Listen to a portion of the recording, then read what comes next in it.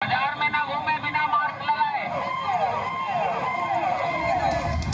अरे अभी यार वो चाय पी वो नाश्ता करके आए ना, हमारे मास्क नहीं लगा। हाँ, तो मिला रही है सब करनी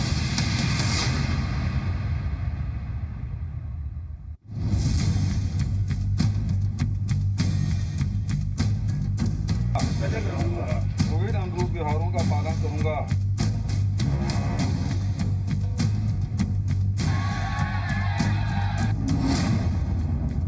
ये लापरवाही जानलेवा है।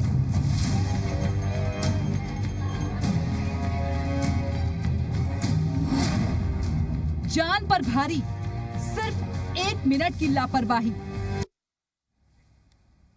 रोको और टोको, जी मीडिया का बड़ा अभियान, क्योंकि जान है तो जहान है। और आज हालात ये हैं कि जान पर एक अदृश्य वायरस का खतरा भारी है। कोरोना संक्रमण इतनी तेजी से फैल रहा है कि हम अभी नहीं संभले तो आने वाले वक्त में संभलने का वक्त नहीं मिलेगा। देश में पिछले 2 दिन में ही कोरोना मरीजों की संख्या 2 लाख के पार पहुंच चुकी है। मौत का आंकड़ा लगातार बढ़ रहा है। वक्त बेहद नाजुक है और सावधानी ही एकमात्र बचाव है। इस बार संक्रमण की रफ्तार इतनी तेज है कि ये वायरस किसी को भी 1 मिनट की लापरवाही में ही इन्फेक्ट कर दे रहा है। वैक्सीनेशन इसकी दवाई जरूर है, लेकिन असली बचाव हमारे चेहरे पर लगा मास्क ही है। इसीलिए आइए जो भी लापरवाही कर रहा है उसे रोकें और टोकें। इस चेन को बढ़ने से रोकें। कोरोना को रोकने के लिए जी मीडिया की मुहिम में साझेदार बने।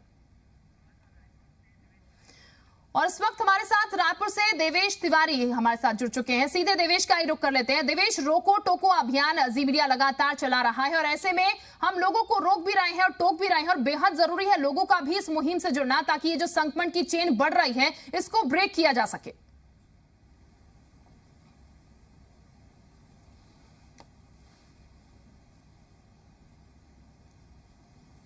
देखिए, जाहिर तौर पर हमने एक अभियान चलाया है और उस हमारे अभियान में बहुत से नामचीन हस्तियां इस रोको टोको अभियान में शामिल हुई, जिसके जरिए हमने कोशिश की थी कि जब कोरोना की फर्स्ट वेव आई थी और जब कोरोना की सेकेंड वेव आई है, इसके बीच में हम लोगों को इस बात के लिए जागरूक कर सकें कि अगर लोग मास्क पहनते हैं, अगर लोग कोविड नियमों का पालन करते हैं, आपस में सोशल डिस्टेंसिंग का पालन करते हैं, ऐसी स्थिति में कोविड से बचाव किया जा सकता है। और जो कोविड गाइडलाइन का अगर पालन किया जाता है तो संक्रमित होने से लोग बच सकते हैं। अगर लोग खुद बचेंगे तो अपने परिवार को भी सुरक्षित रह पाएंगे। लोग अपने परिवार के साथ साथ समाज के अन्य लोगों को संक्रमित होने से बचा सकते हैं। बिल्कुल देवेश, पिछली बार भी हमने ये तस्वीर देखी थी और देवेश के साथ इस वक्त मुख्यमंत्री भूपेश बघेल भी जुड़ चुके हैं। सीधे उन्हीं का रुख करते हैं। Devesh, over to you.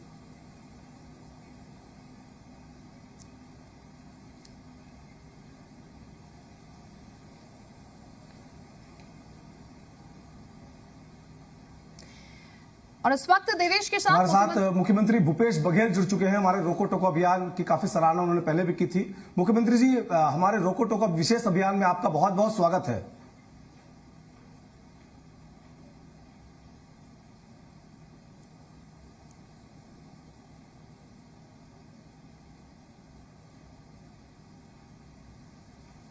मुख्यमंत्री जी, आप भी एक अभियान चला रहे हैं प्रदेश में, रोको टोको जन अभियान, और आप इस बात को कह रहे हैं कि जन अभियान के जरिए ही कोरोना पर नियंत्रण पाया जा सकता है, कोरोना की दूसरी वेव जो आई है उस पर नियंत्रण पाया जा सकता है। तो किस तरह का अभियान आपके ओर से चलाया जा रहा है, जिसके जरिए आप ये उम्मीद कर रहे हैं कि जिस रफ्तार के साथ कोरोना छत्तीसगढ़ में बढ़ा है उस पर नियंत्रण किया जा सकता है?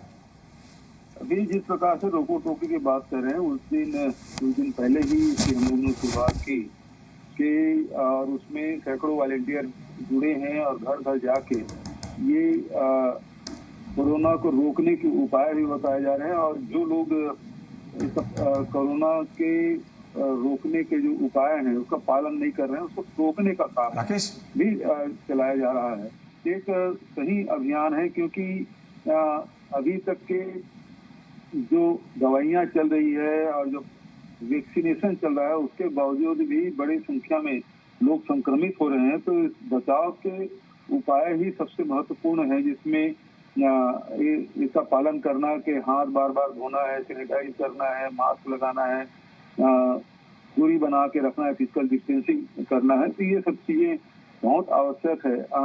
अनावश्यक रूप से घर से बाहर नहीं निकलना, घर में भी उसके नियम का पालन करना, और जो यदि थोड़ा भी आपको लक्षण दिखाई देता है कोरोना का तो उसे तत्काल नजदीक के जो डॉक्टर है संपर्क करके उसे इलाज की शुरुआत करना चाहिए, टेस्टिंग भी कराना चाहिए। तो ये जो अभियान है वो बहुत महत्वपूर्ण है और इसी के माध्यम से कोरोना को नियंत्रित किया जा सकता है।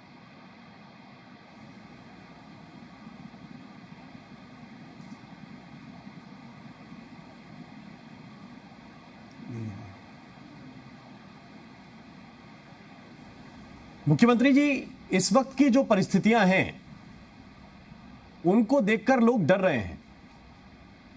कोरोना को कंट्रोल करने में जाहिर है कि आम लोगों का ही योगदान चाहिए। सिस्टम और सरकार उनके साथ सहयोग करेगा। केंद्र भी दावा कर रहा है कि हम भी सहयोग कर रहे हैं, राज्य सरकारें भी ये कह रही हैं कि हम सहयोग कर रहे हैं, लेकिन फिर भी लोग मौत की संख्या को देखकर, अस्पतालों की व्यवस्थाओं को देखकर डरे हुए हैं। ऐसे में आप क्या कहेंगे?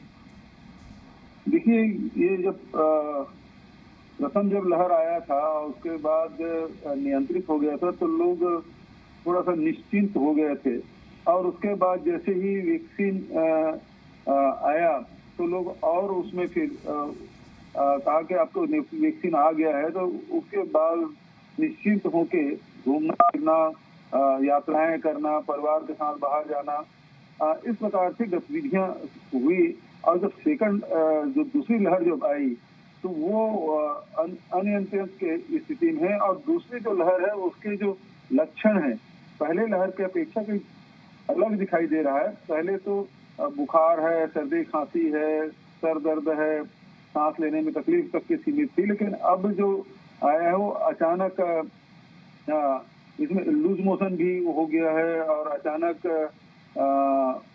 ऑक्सीजन लेवल डाउन हो रहा है और तुरंत उसको ऑक्सीजन और की आवश्यकता पड़ रही है, आईसीयू की आवश्यकता पड़ रही है। तो ये दूसरा जो लक्षण है, दूसरा जो लहर है वो ज्यादा खतरनाक है और ज्यादा तेजी से फैल रहा है। जो आंकड़े बता रहे हैं, जो एक सप्ताह में जितने रफ्तार से बढ़ती थी अब वो उससे कई गुना ज्यादा तेज रफ्तार से ये बढ़ा है। आप देखेंगे, हम छत्तीसगढ़ की बात करें तो मार्च में जहां 170 प्रथम सप्ताह में, दूसरे में 1.6 हुआ, तीसरे सप्ताह में 2.8 हुआ, फिर चौथे सप्ताह में 5.8 हुआ, और अप्रैल महीने आते आते ये तेजी से बढ़ा 24%, फिर 29-34% तक के बढ़ा है। तो ये संक्रमण भी तेजी से हो रहा है और इसके लक्षण भी प्रथम जो लहर है उससे अलग हटके दिखाई दे रहा है। इस वक्त मेडिकल फैसिलिटीज की बात करें मुख्यमंत्री जी, चूंकि देवेश भी हमारे साथ जुड़े हुए हैं, वो छत्तीसगढ़ की ग्राउंड रिपोर्ट को देखते हैं, समझते हैं, सारी चीज़ों को खुद देख रहे हैं, लेकिन दो चीज़ें हैं, एक तो ऑक्सीजन की सप्लाई और दूसरा रेमडेसिविर इंजेक्शन। इन दोनों चीज़ों को लेकर प्रदेश में क्या स्थिति है? केंद्र से जो आप लोग डिमांड कर रहे हैं वो फुलफिल हो रही है क्या? देखिए, यहाँ तक ऑक्सीजन की बात है तो हमने पहले डिमांड कर दी थी, और मार्च महीने में केवल 199 मरीज थे जिसको 3.72 मीट्रिक टन ऑक्सीजन के उसका उपयोग किया गया, और अप्रैल में अभी 5,898 मरीज इसका उपयोग किया, जिसमें 110 मीट्रिक टन ऑक्सीजन की पूर्ति की गई है। हमारे पास 200 मीट्रिक टन उत्पादन की क्षमता है, जिसमें अभी हम लोग 110 मीट्रिक टन ऑक्सीजन का उपयोग कर रहे हैं। तो हमारे यहाँ ऑक्सीजन की पूर्ति तो बराबर हो रही है, क्योंकि छत्तीसगढ़ में ही लगभग 27 प्लांट हैं जिसके माध्यम से ये ऑक्सीजन उत्पादन हो रहा है, और बहुत सारे औद्योगिक जो उत्पादन कर रहे थे उनको भी ह्यूमन कंजम्पशन के लाइसेंस उनको दे दिया गया है, और 2 यूनिट हमारे हैं जिसमें लिक्विड ऑक्सीजन का उत्पादन हो रहा है। तो हमारे यहाँ ऑक्सीजन की पूर्ति तो बराबर हो रही है, इसमें किसी प्रकार की कोई कमी नहीं हो रही है। दूसरा, जो रेमडेसिविर न्यूज की बात कर रहे हैं तो उसमें भी हम लोगों ने तत्काल निर्णय लिया, और जिन राज्यों में इसका उत्पादन होता है वहां हमने अपने आईएएस अधिकारियों को भेजा, महाराष्ट्र में भी, तेलंगाना में भी, अब गुजरात भी हमने भेजने का निर्णय लिया, और उसका अच्छा परिणाम आया कि हमारे यहाँ 9,000 यूनिट पहले आया, फिर 4,000 आया, फिर 3,800 आया, लगातार उसकी पूर्ति की जा रही है। हालांकि डिमांड और सप्लाई में थोड़ा सा अंतर है, लेकिन पर्याप्त हमारी कोशिश है कि पर्याप्त मात्रा में रेमडेसिविर उपलब्ध हो, और इसको डायरेक्ट हॉस्पिटल में सप्लाई कर रहे हैं, चाहे गवर्नमेंट हॉस्पिटल हो या प्राइवेट हॉस्पिटल हो, उसके माध्यम से किया जा रहा है। व्यक्ति को नहीं देने का फैसला इसलिए किया गया कि क्योंकि ये रेमडेसिविर के बारे में अफवाह फैल गई कि जैसे हाइड्रोक्सी क्लोरोक्विन के टेबलेट नहीं है जिसको घर घर में रखा जा सके। ये विशेष परिस्थिति में जब मरीज बहुत गंभीर हो जाता है और तब उसको ये रेमडेसिविर का इंजेक्शन डोज दिया जाता है। तो ऐसे में हर आदमी ये समझता है कि मेरे पास भी रेमडेसिविर होना चाहिए, और इसलिए जो दौड़ लगी है मेडिकल स्टोर में, जो लाइन लगी है, वो एक समझे कि गलतफहमी के कारण से ये स्थिति उत्पन्न हुई है।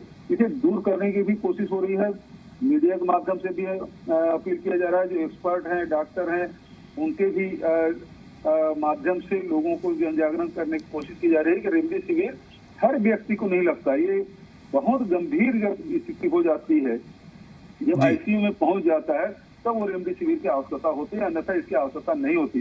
तो हमारी कोशिश है कि ये रेमडेसिविर पर्याप्त मात्रा में उपलब्ध हो और पूरा प्रशासन उसमें लगा हुआ है।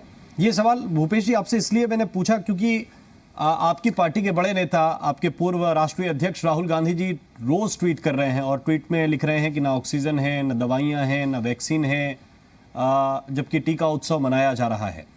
मेरा सवाल इसीलिए था, क्या वैक्सीन की उपलब्धता छत्तीसगढ़ राज्य को ठीक तरह से हो पा रही है? आप अपने नागरिकों को, प्रदेश के नागरिकों को ठीक तरह से चीजें दे पा रहे हैं? देखिए, वैक्सीन के मामले में आप देखेंगे कि ये लगातार वो निरंतरता नहीं है, कभी कम आता है, कभी ज्यादा आता है, कभी नहीं आता। तो ये हमने उस दिन प्रधानमंत्री के जो वीडियो कॉन्फ्रेंसिंग है उससे बात भी की कि हमको कम से कम 7 दिन का डोज दे दें। छत्तीसगढ़ बहुत बड़ा राज्य है भौगोलिक दृष्टिकोण से, और जिलों की दूरी बहुत दूरी पे है, और रोज ले जाना एक कठिन काम है। ऐसे में हम यदि 7 दिन का दे दें तो हम उसको बराबर कर लें, लेकिन फिर भी जो अभी तक के उस प्रकार की स्थिति नहीं बन रही है। 1 दिन का या 2 दिन का ही स्टॉक हमारे पास रहता है। परसों केवल हम 60,000 ही वैक्सीनेशन कर पाए, जबकि हमारे पास रिकॉर्ड है 3,26,000 एक दिन में वैक्सीनेशन करने का हमारे पास रिकॉर्ड है, और हमारी क्षमता 4 लाख तक है। लेकिन वैक्सीन कभी 2 लाख मिलता है, कभी 2.5 लाख मिलता है। तो ये स्थिति बन रही है जी, कभी ज्यादा भी आ जाता है। लेकिन अभी तक के 44 लाख लोगों को हमने वैक्सीन लगाया है। जो फ्रंटलाइन जो हेल्थ वर्कर है उसे 88% हमने कवर किया है, और सेकंड डोज 58% हो चुका है। उसी प्रकार से फ्रंटलाइन वर्कर जो है उसमें भी 85% फर्स्ट डोज हो गया है, और 48% सेकंड डोज दिया जा चुका है। और 45 से 60 साल के जो लोग हैं उसे 61% को लगा लिए हैं। लगभग 45-40 लाख लोगों का इसका वैक्सीन का डोज दिया जा चुका है। इस स्थिति में देखें तो 14% वैक्सीन हमारे छत्तीसगढ़ में हुआ है, और बड़े राज्यों को देखें, लक्षद्वीप और मिजोरम या इन जैसे छोटे राज्यों को छोड़ दें तो बड़े राज्यों में सबसे ज्यादा वैक्सीन हमारे छत्तीसगढ़ में हुआ है। जी, हमारे साथ मुख्यमंत्री जी देवेश भी हैं, वो कुछ स्थानीय मुद्दों को लेकर सवाल करें। देवेश, पूछ सकते हैं आप। मुख्यमंत्री जी, इस समय प्रदेश में 76 प्राइवेट हॉस्पिटल के oxygen bed, ventilator bed full हैं। तमाम सरकारी अस्पतालों के oxygen bed, ventilator bed full हैं। ऐसे में किस तरह की तैयारी आप करने जा रहे हैं? हालांकि इंडोर स्टेडियम का अस्पताल जो है आपने बेहतर बनाया, लेकिन बनाने के 1.5 घंटे के भीतर भी वो फुल हो गया। तो जिस अनुपात में मरीज आ रहे हैं, क्या आपको लगता है कि सरकार की तैयारी, स्वास्थ्य विभाग की तैयारी उस अनुपात में की जा रही है? देखिए, आप देखेंगे आईसीयू बेड 2018 में केवल 205 थे, उसे बढ़ा के 661 कर दिया गया है। ऑक्सीजन बेड केवल 800 थे, अब बढ़ के 5000 के आसपास है। उसी प्रकार से जनरल बेड जो केवल 5000 थे, बढ़ा के 13,500 कर दिया गया है। तो जो हमारे पास 2018 में केवल 6,500 बेड था, अब वो लगभग 20,000 बेड हमने बना लिए हैं, और उसके बाद भी लगातार वो निर्माण चल रहा है। और बहुत जल्दी, जैसे रायपुर में भी कहें तो रावामाटा में आज 1-2 दिन में वहाँ हम लोग शुरू कर देंगे। उसी प्रकार से आसपास के जो ब्लॉक स्तर के जितने भी हमारे पास हेल्थ यूनिट है, चाहे वो आरंग हो, चाहे तिल्दा नेवरा हो, चाहे दस्युआ हो, यहाँ भी हम लोग 50-50 बेड की शुरुआत कर रहे हैं। उसी प्रकार से पूरे प्रदेश में इसको कर रहे हैं। अकेले दुर्ग में लगभग 725 ऑक्सीजन बेड का निर्माण किया गया है। तो लगातार ये ऑक्सीजन बेड की संख्या में वृद्धि की जा रही है, आईसीयू बेड की संख्या में की जा रही है। और उसी प्रकार से आप देखेंगे हेल्थ वर्कर में भी हम लोगों ने इसमें वृद्धि की है। 2018 में 175 विशेषज्ञ थे, अब 319 है। चिकित्सा अधिकारी 1359 थे, अब वो 1818 हैं। स्टाफ नर्स लगभग 2600 थे, अब वो 4100 है। इस प्रकार से हेल्थ वर्कर में भी हमने वृद्धि की है। अब हमारे पास हेल्थ वर्कर की संख्या लगभग 20,450 है। उसके बाद भी भर्ती प्रक्रिया चल रहा है। तो न हेल्थ वर्करों के, डॉक्टर के, विशेषज्ञ की कमी होने दे रहे हैं और न ही बेड और ऑक्सीजन की कमी होने दे रहे हैं। लगातार संख्या भी बढ़ रही है, तो उसी प्रकार से सुविधा भी लगातार हम लोग बढ़ा रहे हैं। हमारी कोशिश है कि कोई भी मरीज बिना ऑक्सीजन के, जिनको जरूरत है उसको ऑक्सीजन मिले, जिसको रेमडेसिविर की जरूरत है वो मिले, तो आईसीयू बेड की आवश्यकता उसको वो मिले। और उसी प्रकार से प्राइवेट में भी हमने उसी रेट तय कर दिया। डॉक्टर खूबचंद बघेल स्वास्थ्य सहायता योजना के तहत उनके रेट भी फिक्स कर दिए। पहले रेट तय नहीं होने के कारण से बहुत परेशानी हो रही थी, अब उसको दूर कर दिया गया है, सारे रेट तय कर दिए गए हैं। 20% जो बेड है वो डॉक्टर खूबचंद बघेल स्वास्थ्य सहायता योजना और आयुष्मान भारत योजना के तहत ही उसकी भर्ती की जाएगी। तो उसमें भी इलाज की सुविधा है। जहाँ शासकीय अस्पतालों में निःशुल्क चिकित्सा की सुविधा दी जा रही है, वहाँ निजी क्षेत्र में भी डॉक्टर खूबचंद बघेल और आयुष्मान भारत की योजना का लाभ लोग ले पा रहे हैं। तो सभी प्रकार से हमारी कोशिश है कि ज्यादा से ज्यादा लोगों को सुविधा मिले। आपको ये भी बताना चाहूंगा कि टेस्टिंग आप देखेंगे देश में, जहां हमने वैक्सीनेशन में पूरे देश में टॉप में है, तो टेस्टिंग में भी पर मिलियन पर डे आप देखेंगे तेलंगाना निश्चित रूप से 2865 रोज कर रहे हैं प्रति 10 लाख में प्रतिदिन। तो उसमें सबसे टॉप में है महाराष्ट्र 1993 है। तीसरे स्थान पे छत्तीसगढ़ है 1861। जनसंख्या के हिसाब से हम भले छोटे हैं, लेकिन उसके बाद भी पूरे राष्ट्रीय स्तर पे देखेंगे हम तीसरे स्थान पे पर मिलियन पर डे हमारे टेस्टिंग की स्थिति तीसरे पोजीशन में है। जबकि उत्तर प्रदेश, उड़ीसा, आंध्र प्रदेश, मध्य प्रदेश इसमें हम बहुत पीछे हैं, हमसे बहुत पीछे हैं। तो टेस्टिंग भी हम कर रहे हैं, वैक्सीन भी कर रहे हैं और स्वास्थ्य इलाज की व्यवस्था भी हम लगातार कर रहे हैं। मुख्यमंत्री जी, विपक्ष जो है आपका, राज्य का खासतौर पर जो विपक्ष है, वो लगातार ये सवाल खड़े कर रहा है कि आखिर इस तरह की स्थितियां निर्मित क्यों हुई। और उनका विशेष तौर पर यह कहना है कि छत्तीसगढ़ ने मैच कराने की अनुमति दी थी, मैच में हजारों लोग जुटे, उसकी वजह से ये कोरोना का जो दूसरा वेव है वो तेजी के साथ फैला। विपक्ष कह रहा है कि आपने अगर पास बांटे थे मैच के, उस कंडीशन में आपको दवाइयां भी बांटनी चाहिए। तो क्या जवाब देंगे आप? भारतीय जनता पार्टी को आलोचना करने के अलावा कोई काम नहीं है। पहले ताली बजवाए, फिर थाली बजवाए, फिर मोमबत्ती जलवाए, अब गाल बजाने का काम कर रहे हैं। मैच जब तय किया गया था तब उस समय स्थिति नियंत्रण में था, और जिस दिन भी हुआ था उस दिन भी तो बहुत बड़े आंकड़े नहीं थे। और पास लेने के लिए भारतीय जनता पार्टी के लोग क्यों पीछे पड़े हुए थे? वो लोग क्या नहीं दिखाए? सारे वीडियो है जिसमें भारतीय जनता पार्टी के लोग हैं, जब जानते हैं कि इससे हो रहा है तो फिर वो देखना नहीं था। उसी समय बोले हम इसका बहिष्कार करते हैं, हम नहीं जाएंगे, इससे कोरोना फैलेगा। कल राज्यपाल महोदया ने स्पष्ट किया है कि ये जो सेकंड वेव आया है हमारे यहाँ छत्तीसगढ़ में आया, वो विदर्भ से आया है। और विदर्भ के आसपास उद्धव ठाकरे जी ने भी इस बात को उस दिन प्रधानमंत्री की कॉन्फ्रेंस में स्वीकार किया कि ये अचानक नागपुर और विदर्भ में एक सेकंड वेव शुरू हुआ और वो बहुत ही संक्रमित करने वाला था। न केवल छत्तीसगढ़ में, मध्य प्रदेश के मुख्यमंत्री भी कह रहे हैं कि जो विदर्भ से लगा हुआ इलाका है, चाहे वो छिंदवाड़ा हो चाहे मंडला हो, वो इलाके में भी बहुत तेजी से फैला है। तो ये राज्यपाल जी जब कर रहे हैं, उद्धव ठाकरे जी कह रहे हैं, मध्य प्रदेश के मुख्यमंत्री कर रहे हैं, तो ये कहाँ बात आ गई? और यदि टेस्ट मैच हो रहा है, इसी से हो रहा है, तो फिर मध्य प्रदेश में क्यों बढ़ रहा है? और फिर उत्तर प्रदेश में 22,000 के आंकड़े कहाँ से हो गए, जबकि टेस्ट ही नहीं कर रहे हैं। हम तो टेस्ट कर रहे हैं, हम सब कुछ चिन्हित कर रहे हैं।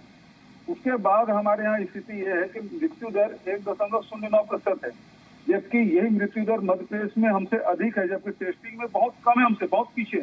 टेस्ट ही नहीं कर रहे हैं तो कोरोना है नहीं है। अब उसके बाद ये सेकंड वेव में जिनकी मृत्यु हो रही है वो तो कभी लूज मोशन कारण से हो रहा है, हार्ट फेल हो रहा है, ब्रेन हेमरेज हो रहा है, इस कारण से हो रहा है। तो ये जब तक टेस्टिंग नहीं करेंगे तो पता नहीं चलेगा कि मृत्यु कोरोना से हुई कि नहीं हुई। तो ये जो आंकड़े हैं भारतीय जनता पार्टी शासित राज्यों में भयावह है। तुलनात्मक दृष्टिकोण से हमारे छत्तीसगढ़ में स्थिति बेहतर है और भारतीय जनता पार्टी को इस प्रकार से गाल बजाना बंद करें। सहयोग करना तो छोड़ दीजिए, लेकिन गुमराह कर रहे हैं। वैक्सीनेशन में मैंने पहले बताया कि आंकड़े पूरे देश में सबसे अधिक वैक्सीन यदि लगा है तो छत्तीसगढ़ में हुआ है। 14% से अधिक लोगों को वैक्सीन हो चुका है। भारतीय जनता पार्टी शासित राज्य एक राज्य में बता दे कि इतना वैक्सीन लगाओ। जो टेस्टिंग हो रहा है वो रेट बता दे कि इस प्रकार टेस्टिंग पूरे देश में भारतीय जनता पार्टी शासित राज्य में हमसे ज्यादा प्रति 10 लाख प्रतिदिन में किया जा रहा हो, ये भी बता दे। और मृत्यु दर भी देखेंगे तो उनके राज्यों से कहीं बेहतर स्थिति हमारी है। भारतीय जनता पार्टी गुमराह करने का, दुष्प्रचार करने का, ये लोग फैक्ट्री चला रहे हैं उसको बंद करें और लोगों की सेवाएं करें। अफवाह फैलाने का काम कम से कम छत्तीसगढ़ में न करें। मुख्यमंत्री, जब प्रधानमंत्री जी आप लोगों के साथ तमाम देश के अलग अलग मुख्यमंत्रियों के साथ चर्चा करते हैं तब इस बात को कहते हैं कि विपक्ष का सहयोग चाहिए। कल आपने भी राज्य के सभी राजनीतिक दलों के मुखियाओं से चर्चा करी, क्या कुछ निकलकर सामने आया? क्या विपक्ष का अपेक्षित सहयोग आपको मिल रहा है जैसे सहयोग की अपेक्षा प्रधानमंत्री आपसे करते हैं? देखिए, भारतीय जनता पार्टी प्रधानमंत्री के कहने से ही ये राज्यपाल की अध्यक्षता में सर्वदलीय बैठक बुलाई गई। प्रधानमंत्री जी ने वैक्सीन उत्सव मनाने के लिए कहा। भारतीय जनता पार्टी के एक लोग भी पिछले प्रथम जब लहर आया था तो खूब ताली बजाए थे और उसके बाद लॉकडाउन की सफलता पर वो लोग सड़कों पर उतर के उत्सव मनाए थे, पटाखे भी फोड़े थे। और अब ये सेकंड लहर जब आया, प्रधानमंत्री जी अपील कर रहे हैं कि वैक्सीन उत्सव मनाओ। एक भी भारतीय जनता पार्टी के लोग देश में नहीं निकला, प्रधानमंत्री की बात ये लोग नहीं सुनते। अब उसी प्रकार से प्रधानमंत्री जी ने कहा कि आप सर्वदलीय बैठक बुलाए। भारतीय जनता पार्टी से कितने गंभीरता से ले रही है उसको देखें। कल उसके सर्वदलीय बैठक में उसके प्रदेश के अध्यक्ष आए ही नहीं। इससे समझ आता है कि भारतीय जनता पार्टी अब प्रधानमंत्री को गंभीरता से लेना बंद कर दी है। और वो जो कल आए भी तो कल आरोप लगाने के अलावा कुछ नहीं किए। सहयोग क्या करेंगे कुछ बताए नहीं, वो केवल गलतियां निकालते रहे और केवल राजनीति करने का काम किया। बेहद दुर्भाग्यजनक है। ऐसी स्थिति में जब लोग कोरोना से संक्रमित हो रहे हैं, प्रभावित हो रहे हैं, वो क्या सहयोग करेंगे? एक शब्द उन्होंने नहीं कहा, केवल राजनीति करके कल चले गए। मुख्यमंत्री जी, कोरोना की चेन तोड़ने के लिए आपने प्रदेश के कई बड़े जिलों में लॉकडाउन लगाया है। अलग अलग जिलों में अलग अलग तरह के लॉकडाउन पहले से चल रहे हैं, रिस्ट्रिक्शंस पहले से लगाए गए हैं। क्या आपको लगता है कि इस लॉकडाउन के बाद भी संक्रमण के जो मामले हैं, संक्रमण के जो आंकड़े हैं, वो अभी तक बढ़े हुए ही आ रहे हैं? इनको कम होने में आखिर कितना वक्त लगेगा और क्या प्रदेश का लॉकडाउन जो है वो और बढ़ाया जा सकता है? देखिए, लॉकडाउन कोई हल नहीं है जब तक के आम जनता स्व अनुशासित नहीं होंगे। कोरोना के जो नियम हैं, जो प्रोटोकॉल है, भारत सरकार ने जो गाइडलाइन तय किया उसका पालन नहीं करेंगे, इस संक्रमण फैलने से कोई नहीं रोक सकता। लॉकडाउन कोई हल नहीं है। पहले हम लोगों ने 144 धारा लगाए, अपील किया, उसके बाद नाइट कर्फ्यू भी लगाया। अब जब बहुत फैल गया और तो फिर ये लॉकडाउन की स्थिति कलेक्टर अपने अपने जिले में कलेक्टर पर अधिकार दे दिया गया था। वो स्थिति देख के सब लोगों से बातचीत करके इस लॉकडाउन को लगाएं। और लॉकडाउन लगने के बाद रायपुर में कुछ स्थिति आई है, दुर्ग में कुछ कमी आई है, लेकिन दूसरे जगह फैला है। लेकिन आंकड़े जो 15,000 के हैं वो अभी 3 दिन से स्थिर बना हुआ है, लेकिन कुछ जिलों में कमी आई है। तो मुख्यमंत्री जी ये बता रहे हैं कि लॉकडाउन विकल्प नहीं है। बहुत बहुत शुक्रिया मुख्यमंत्री भूपेश बघेल जी, आपने अपना कीमती वक्त हमें दिया। देवेश, आपका भी बहुत बहुत शुक्रिया, आप भी हमारे साथ जुड़े। बहुत बहुत शुक्रिया आप दोनों का हमारे साथ इस चर्चा में जुड़ने के लिए। सीधे रुक कर रहे हैं केंद्रीय मंत्री हर्षवर्धन इस वक्त कुछ जरूरी ब्रीफिंग कर रहे हैं। पेशेंट को एक्सप्लॉइट कर रहा है तो उसके खिलाफ जितनी भी सख्त से सख्त सजा है वो उसको देनी चाहिए। जनता के लोगों को भी हमारे को ये अपील करनी है कि ऐसी शिकायतों को आप अपने अपने स्टेट्स में स्टेट ड्रग कंट्रोलर्स के पास भी भेजिए। और अगर हमारे भारत सरकार के अंदर भी ऐसी शिकायतें आएंगी स्पेसिफिक टू इंस्टेंसेस, प्लेसेस और people, We will take strict action against such people. I can assure you that. Delhi में जमने की जरूरत पड़े, क्या सिचुएशन एसेस करने में देरी हो गई सरकार की ओर से? नहीं कर पाए थे इसको? नहीं, देखिए कोई ये दिल्ली का कोई अलग से कोई स्टोरी नहीं है। सारे किसी देश की बात कर रहे हैं सर, जितने उधर बैठ के हो गया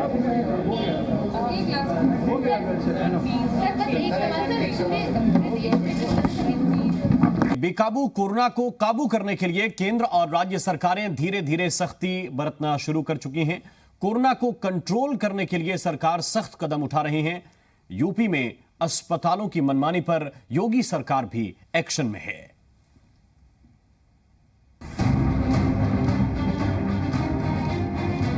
कोरोना के आगे सिस्टम फेल। वीकेंड कर्फ्यू से भागेगा कोरोना। कोरोना की बढ़ती रफ्तार पर काबू कैसे?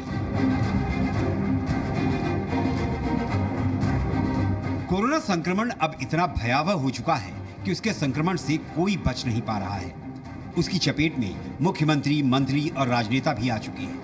ऐसे में आम लोगों की हालत को समझा जा सकता है और रही सही कसर अस्पतालों की बद इंतजामी पूरा कर रही है।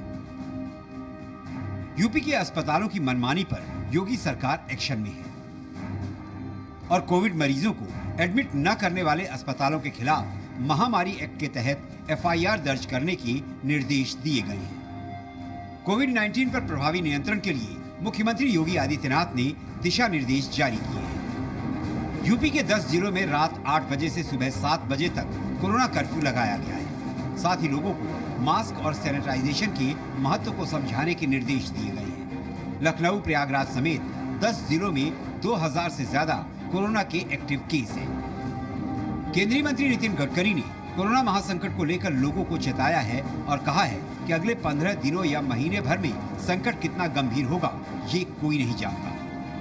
कदाचित मला असं माझं बोलणं उचित नाही आहे, पण हे संकट किती काळ चालणार आहे आणि किती मोठं होणार आहे याची काही आज गॅरंटी नाही आहे। घराच्या घर कोविडग्रस्त लोक होऊन राहिलेत, त्यामुळे यानंतरच्या पुढल्या 15 दिवसात, महिन्याभरात काय होईल याचे काही पण प्रिडिक्शन नाही आहे आणि म्हणून think for the best and prepare for the worst. वहीं देश के कई राज्यों में ऑक्सीजन सिलेंडर्स की कमी जोर पकड़ रही है। पटना के अस्पताल में ऑक्सीजन सिलेंडर्स की कमी होने की वजह से 11 मरीजों को दूसरे अस्पताल में शिफ्ट किया गया। अब हम लोग देख रहे हैं कंकड़बाग ले जा रहे हैं, कहाँ कहीं पर भी कुछ मिल जाएगा। इसमें तो मरीज की हर जगह यही पोजीशन है कि ऑक्सीजन नहीं है, ऑक्सीजन नहीं है हर जगह। आप भर्ती कहाँ थे? तरह यहीं इसी में हाईटेक में। तो अभी अचानक निकाल दिया गया? हाँ, अचानक निकाल दिया कि ले जाइए। क्या बोला गया? बोला ले जाइए, यहाँ ऑक्सीजन का कमी है, ऑक्सीजन नहीं है। वहीं भोपाल में नाबार्ड डिस्पेंसरी का एक कर्मचारी स्कूटी पर ही ऑक्सीजन सिलेंडर लेकर जाता हुआ दिखाई दिया। ऐसे में ऑक्सीजन सिलेंडर्स की कमी से निपटने के लिए सरकार ने मेडिकल ऑक्सीजन इंपोर्ट करने का फैसला किया है। केंद्र सरकार 50,000 मीट्रिक टन मेडिकल ऑक्सीजन का इंपोर्ट करेगी। सूत्रों के मुताबिक ऑक्सीजन सिलेंडर्स की कमी से 12 राज्य जूझ रहे हैं। पीएम केयर फंड की मदद से 100 नए अस्पताल बनाए जा रहे हैं, जिनमें ऑक्सीजन प्लांट भी लगे होंगे। महाराष्ट्र में मेडिकल ऑक्सीजन की डिमांड ऑक्सीजन निर्माण क्षमता से भी ज्यादा हो चुकी है। वहीं मध्य प्रदेश में ऑक्सीजन निर्माण के लिए कोई प्रोडक्शन सेंटर नहीं है। गुजरात, कर्नाटक और राजस्थान जैसे राज्यों में ऑक्सीजन का उत्पादन होता है, लेकिन वहां भी इसकी डिमांड बहुत बढ़ गई है। दिल्ली में भी कोरोना के बढ़ते संकट के बीच वीकेंड कर्फ्यू का ऐलान कर दिया गया है। ये वीकेंड कर्फ्यू शुक्रवार रात 10 बजे से शुरू होकर सोमवार सुबह 6 बजे तक जारी रहेगा। हफ्ते के दौरान, वर्किंग डेज के दौरान आदमी को अपनी कमाई करने के लिए जाना होता है, आदमी को अपने काम पे जाना होता है।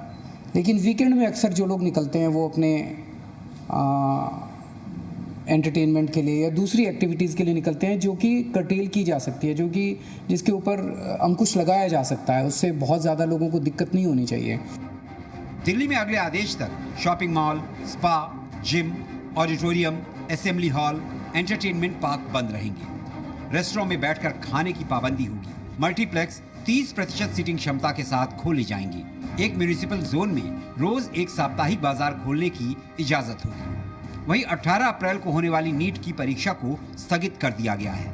केंद्रीय स्वास्थ्य मंत्री डॉक्टर हर्षवर्धन ने ट्वीट कर इस बात की जानकारी दी। नीट पीजी 2021 स्थगित किया गया। हमारे युवा डॉक्टरों का स्वास्थ्य और सुरक्षा सर्वोपरि है। बाद में स्थिति की समीक्षा के बाद अगली तारीख तय की जाएगी। महाराष्ट्र में भी मेडिकल की परीक्षा जून तक के लिए टाल दी गई है। 19 अप्रैल को ये मेडिकल परीक्षा होनी थी। परीक्षा में करीब 40,000 छात्र बैठने वाले थे। कोरोना के बढ़ते प्रकोप को देखते हुए संस्कृति और पर्यटन मंत्रालय ने संरक्षित सभी स्मारकों को आगामी 15 मई तक बंद रखने का फैसला किया है। और इसी पर चर्चा करने के लिए हमारे साथ इस वक्त दो खास मेहमान हैं। हरियाणा के शिक्षा और पर्यटन मंत्री कंवर पाल गुर्जर साहब इस वक्त हमें ज्वाइन कर रहे हैं। कंवर पाल गुर्जर साहब, आपका बहुत बहुत स्वागत। और डॉक्टर स्वाति माहेश्वरी जी इस वक्त हमें ज्वाइन कर रहे हैं। डॉक्टर स्वाति माहेश्वरी जी, आपका भी बहुत बहुत स्वागत। पहले मंत्री जी, सवाल आपसे है, इस वक्त हरियाणा की स्थितियां किस तरह की हैं और कैसे सरकार काबू में पाने की कोशिश कर रही है, क्योंकि पिछले दिनों बहुत तेजी के साथ संक्रमण बढ़ा है। संक्रमण तो बहुत तेजी से बढ़ रहा है, लेकिन हरियाणा में अभी स्थिति हमारे पूरी तरीके से कंट्रोल में है। तो हमने जो भी कदम उठाने चाहिए, चाहे रात के कर्फ्यू की बात है, हमने रात के 10 बजे से लेकर सुबह के 5 बजे तक का कर्फ्यू भी शुरू कर दिया है। और जो हमारे स्कूल थे, हमने पहले से लेके 8वीं तक के हमारे स्कूल हमने सब बंद कर दिए। और जो पेपर थे, वो पेपर हमने स्थगित कर दिए। जो हमारी मैट्रिक की परीक्षा है, उसको हमने इंटरनल असेसमेंट के आधार पे उसका परिणाम घोषित करेंगे, अगली क्लास में प्रमोट कर देगा उसको। और 12वीं जो क्लास है, उसके लिए हमने अभी 31 मई तक का जो है रोक लगा दी। और उसके बाद उसके बारे में कोई निर्णय लेंगे, किस प्रकार से परीक्षाएं ली जाएगी, उसका भी निर्णय ले लिया। और आज ही हम दूसरा निर्णय भी करने जा रहे हैं कि जल्दी हम जो हमारी 9th से लेकर 12th तक की जो क्लासें थी, वो भी हम बंद करने जा रहे हैं। स्कूलों को पूरी तरीके से बंद कर देंगे ताकि किसी प्रकार की कोई समस्या ना आए।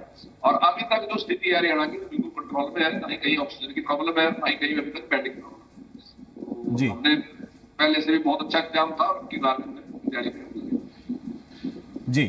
गुर्जर साहब, एक चीज है, जिस तरह से कई जगह से कंप्लेन आ रही है कि बेड्स की कमी है, ऑक्सीजन लोगों को नहीं मिल पा रहा है, इतनी संख्या लोगों की बढ़ रही है कोरोना के मरीजों की, कि वो सरकार पर सीधे सवाल उठा रहे हैं कि व्यवस्थाएं पहले से ठीक नहीं की, पहले से ढीला छोड़ दिया गया, उस वक्त में इंफ्रास्ट्रक्चर को और दुरुस्त करना था। आप इन सवालों को लेकर क्या कहेंगे?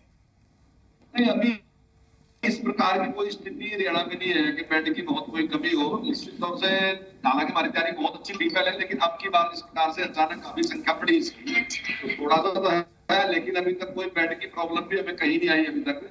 और ऑक्सीजन की कमी भी मेरे ख्याल से कहीं प्रदेश में अभी तक आई नहीं है। कंट्रोल में है पूरा, हमारी पूरी नजर है इसके ऊपर। जो भी और भी कदम उठाने होंगे तो निश्चित तौर से उठाएंगे। जहां तक जो बड़ी गैदरिंग थी, उसके ऊपर हमने सारी में रोक लगा दी, तो वहां पे बड़ी गैदरिंग भी इजाजत की इसने। ठीक है डॉक्टर स्वाति माहेश्वरी, सवाल आपसे भी, क्योंकि स्थितियां जिस तरह से बिगड़ रही हैं, चाहे वो राजधानी दिल्ली हो, चाहे दूसरे प्रदेश हो, उत्तर प्रदेश हो, खासतौर से बहुत बड़ा प्रदेश है, जनसंख्या बहुत है, क्या सलाह ऐसे वक्त में आप देंगी? क्या होना चाहिए? क्योंकि जो कर पा रहे हैं डॉक्टर्स, जाहिर बात है वो करने की कोशिश कर रहे हैं। बिल्कुल करने की कोशिश कर रहे हैं। और जैसे अभी मंत्री जी ने भी बोला, देखिए बहुत जरूरी है इस वक्त सरकार का युद्ध स्तर पर आकर के काम करना, क्योंकि कई बार क्या होता है कि आप ये तो बोलते हैं कि हमने बेड बढ़ा दिए हैं, बेड बढ़ गए, लेकिन क्या उन बेड्स पर ऑक्सीजन की सुविधा है? क्या वहां पर डॉक्टर और नर्स की सुविधा है? क्या वहां लोगों को दवाइयां भी मिल रही हैं? क्योंकि अब देखिए एज ए डॉक्टर हम बहुत ये सब देख रहे हैं कि दवाइयां लोगों को नहीं मिल रही है। होम आइसोलेशन में भी ट्रीटमेंट दे रहे हैं, वो हमें फोन करते हैं कि ये दवा शॉर्ट में नहीं मिल रही है। और उधर ऑक्सीजन की भी बहुत महसूस हो रही है। लोग बेड्स के लिए यहाँ से बहुत ज्यादा जरूरी देखना कि जो आप सूचनाएं पर भी हो रहा है या नहीं हो रहा है। हमारे डॉक्टर्स जो है वो बहुत लिमिटेड,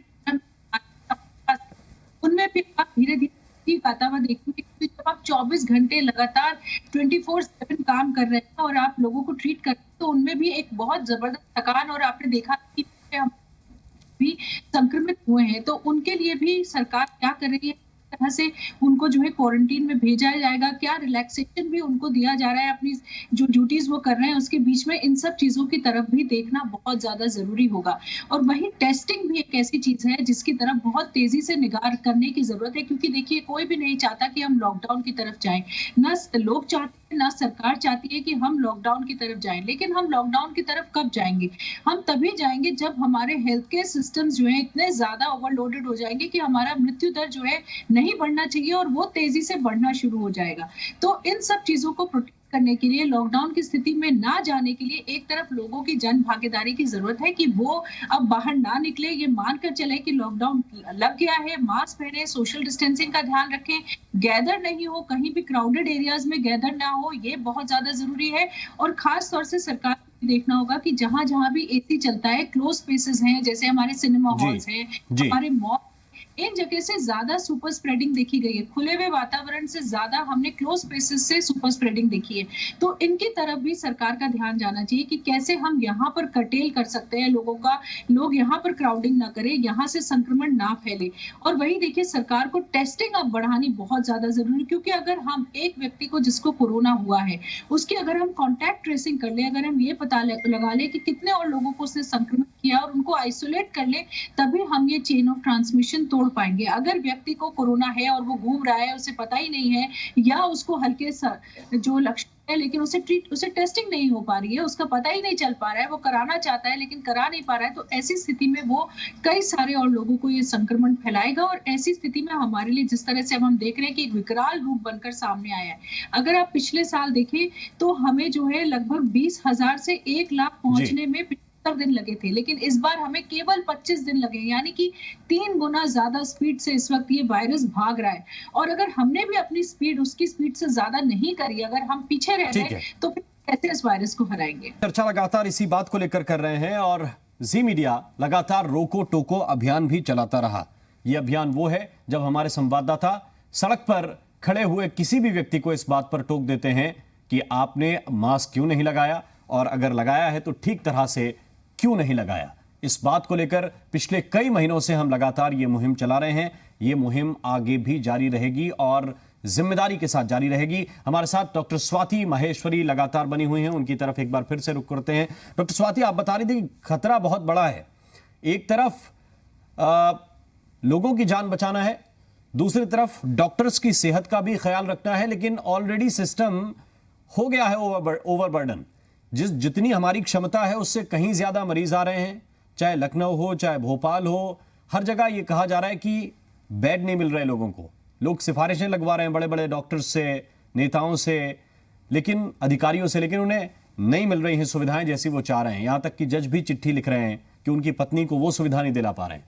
तो ओवरबर्डन तो हो चुका है, अब क्या किया जाए? क्योंकि बहुत चीजें ऐसी हैं जो हाथ से फिसलती सी जा रही हैं, फिर भी कह रहे हैं कि कर रहे हैं, व्यवस्थाएं बना रहे हैं, लेकिन जाहिर है डॉक्टर भी इंसान ही है, कितना लोड उठा सकते हैं?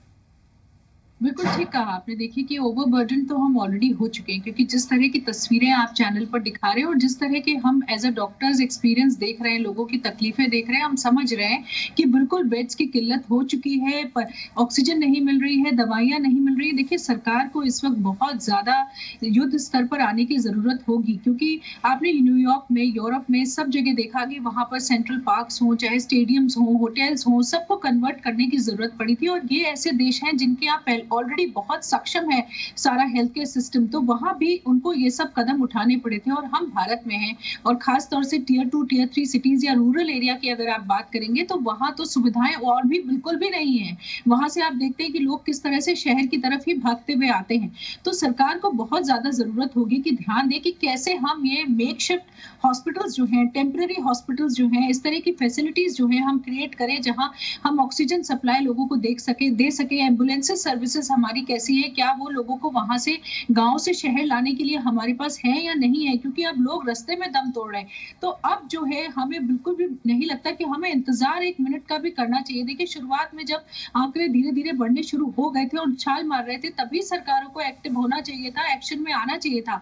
अब जब हम 2 लाख केसेस देख रहे हैं, तब हम देख रहे हैं कि इस तरह की जो निर्णय लिए जा रहे हैं कि ठीक है अब हम होटल्स को कन्वर्ट करेंगे, बैंक्वेट्स। देखिए पिछले साल भी फर्स्ट वेव में हमने ये कदम उठाए थे और समय से उठाए थे, यहाँ तक कि के कोचेस को भी आपने जो है कोविड हॉस्पिटल्स में बदलते हुए देखा था, लेकिन तब हमने कदम बहुत जल्दी उठाए थे। आप इस बार तो हम कदम और लेट उठा रहे हैं, हम वेट कर रहे हैं। मुझे लग रहा है पता नहीं किस चीज का हम वेट कर रहे हैं कि हम ये कदम क्यों नहीं उठा रहे हैं, हमें जल्द से जल्द उठाने चाहिए।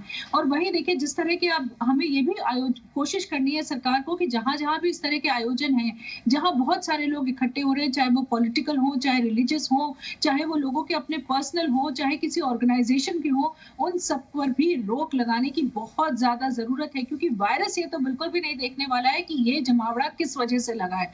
वायरस तो बस यही देखता है कि हाँ लोग यहाँ इकट्ठे हैं और उसको मौका मिल जाता है एक से दूसरे में जाने का और संक्रमित करने का।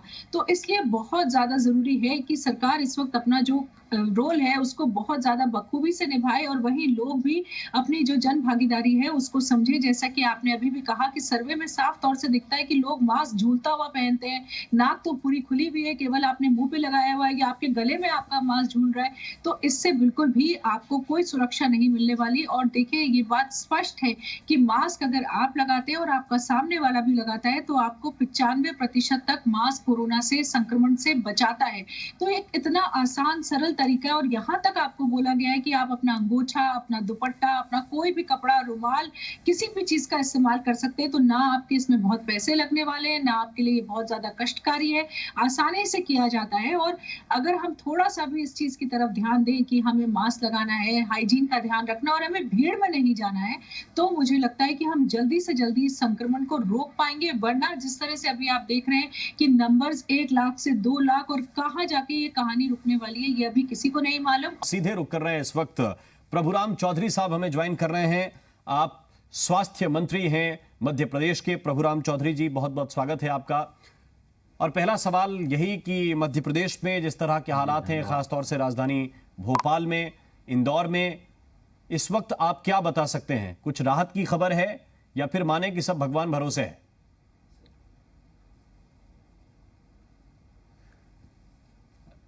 स्थिति तो निश्चित रूप से जो देश में गंभीर है, मध्य प्रदेश में भी गंभीर है। सरकार पूरी ताकत के साथ में व्यवस्थाओं को करने में लगी हुई है और पूर्व से भी व्यवस्थाएं जमाई गई हैं। मुख्यमंत्री जी ने सभी जिलों के प्रभार मंत्रियों को दे दिए गए हैं। मंत्री खुद वहां पर सुपरविजन कर रहे हैं। वरिष्ठ जो IAS हैं, प्रिंसिपल सेक्रेटरी लेवल के, वो भी एक एक जिलों को अलग अलग तरीके से उनका मैनेजमेंट कर रहे हैं।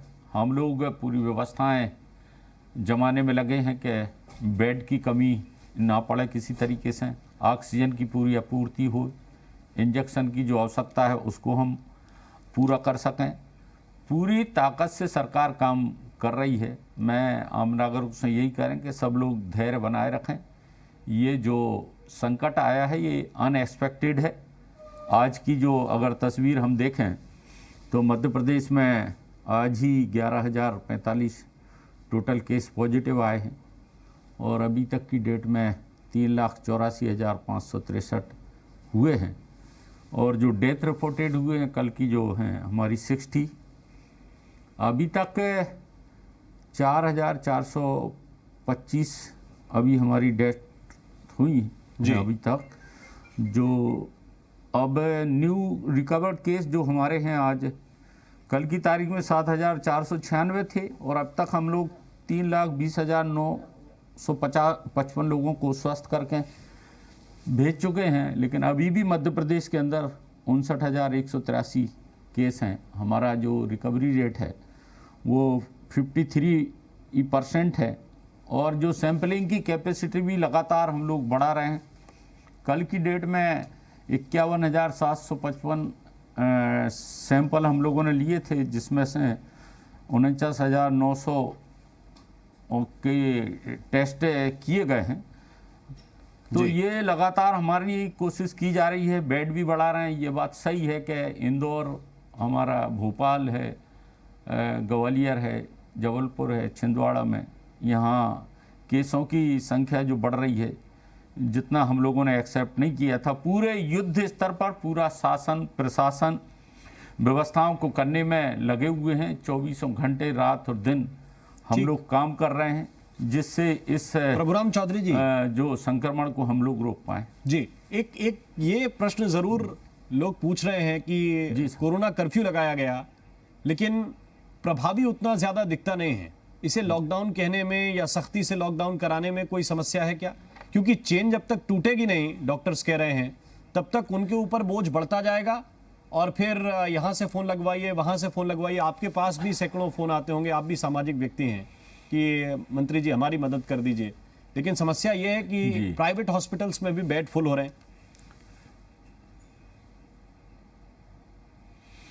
कोरोना कर्फ्यू हम लोगों ने लगाया है, जिसमें कि लोग बाहर ना निकलें, लेकिन आवश्यक जो उनको आवश्यकताएं हैं डे टू डे की, उसको अपने गाइडलाइन के अनुरूप उसको भी अपनी पूर्ति होती रहे और लोगों की हम संक्रमण की चेन है उसको तोड़ सकें। बेड के लिए भी लगातार हर जगह, इंदौर में भी हम लोग बेड बढ़ा रहे हैं, भोपाल में भी बेड, हर एक ज़िले में, प्रत्येक ज़िले में लगभग अभी तक हम लोगों ने 49 ज़िलों में कोविड केयर सेंटर भी बनाए हैं।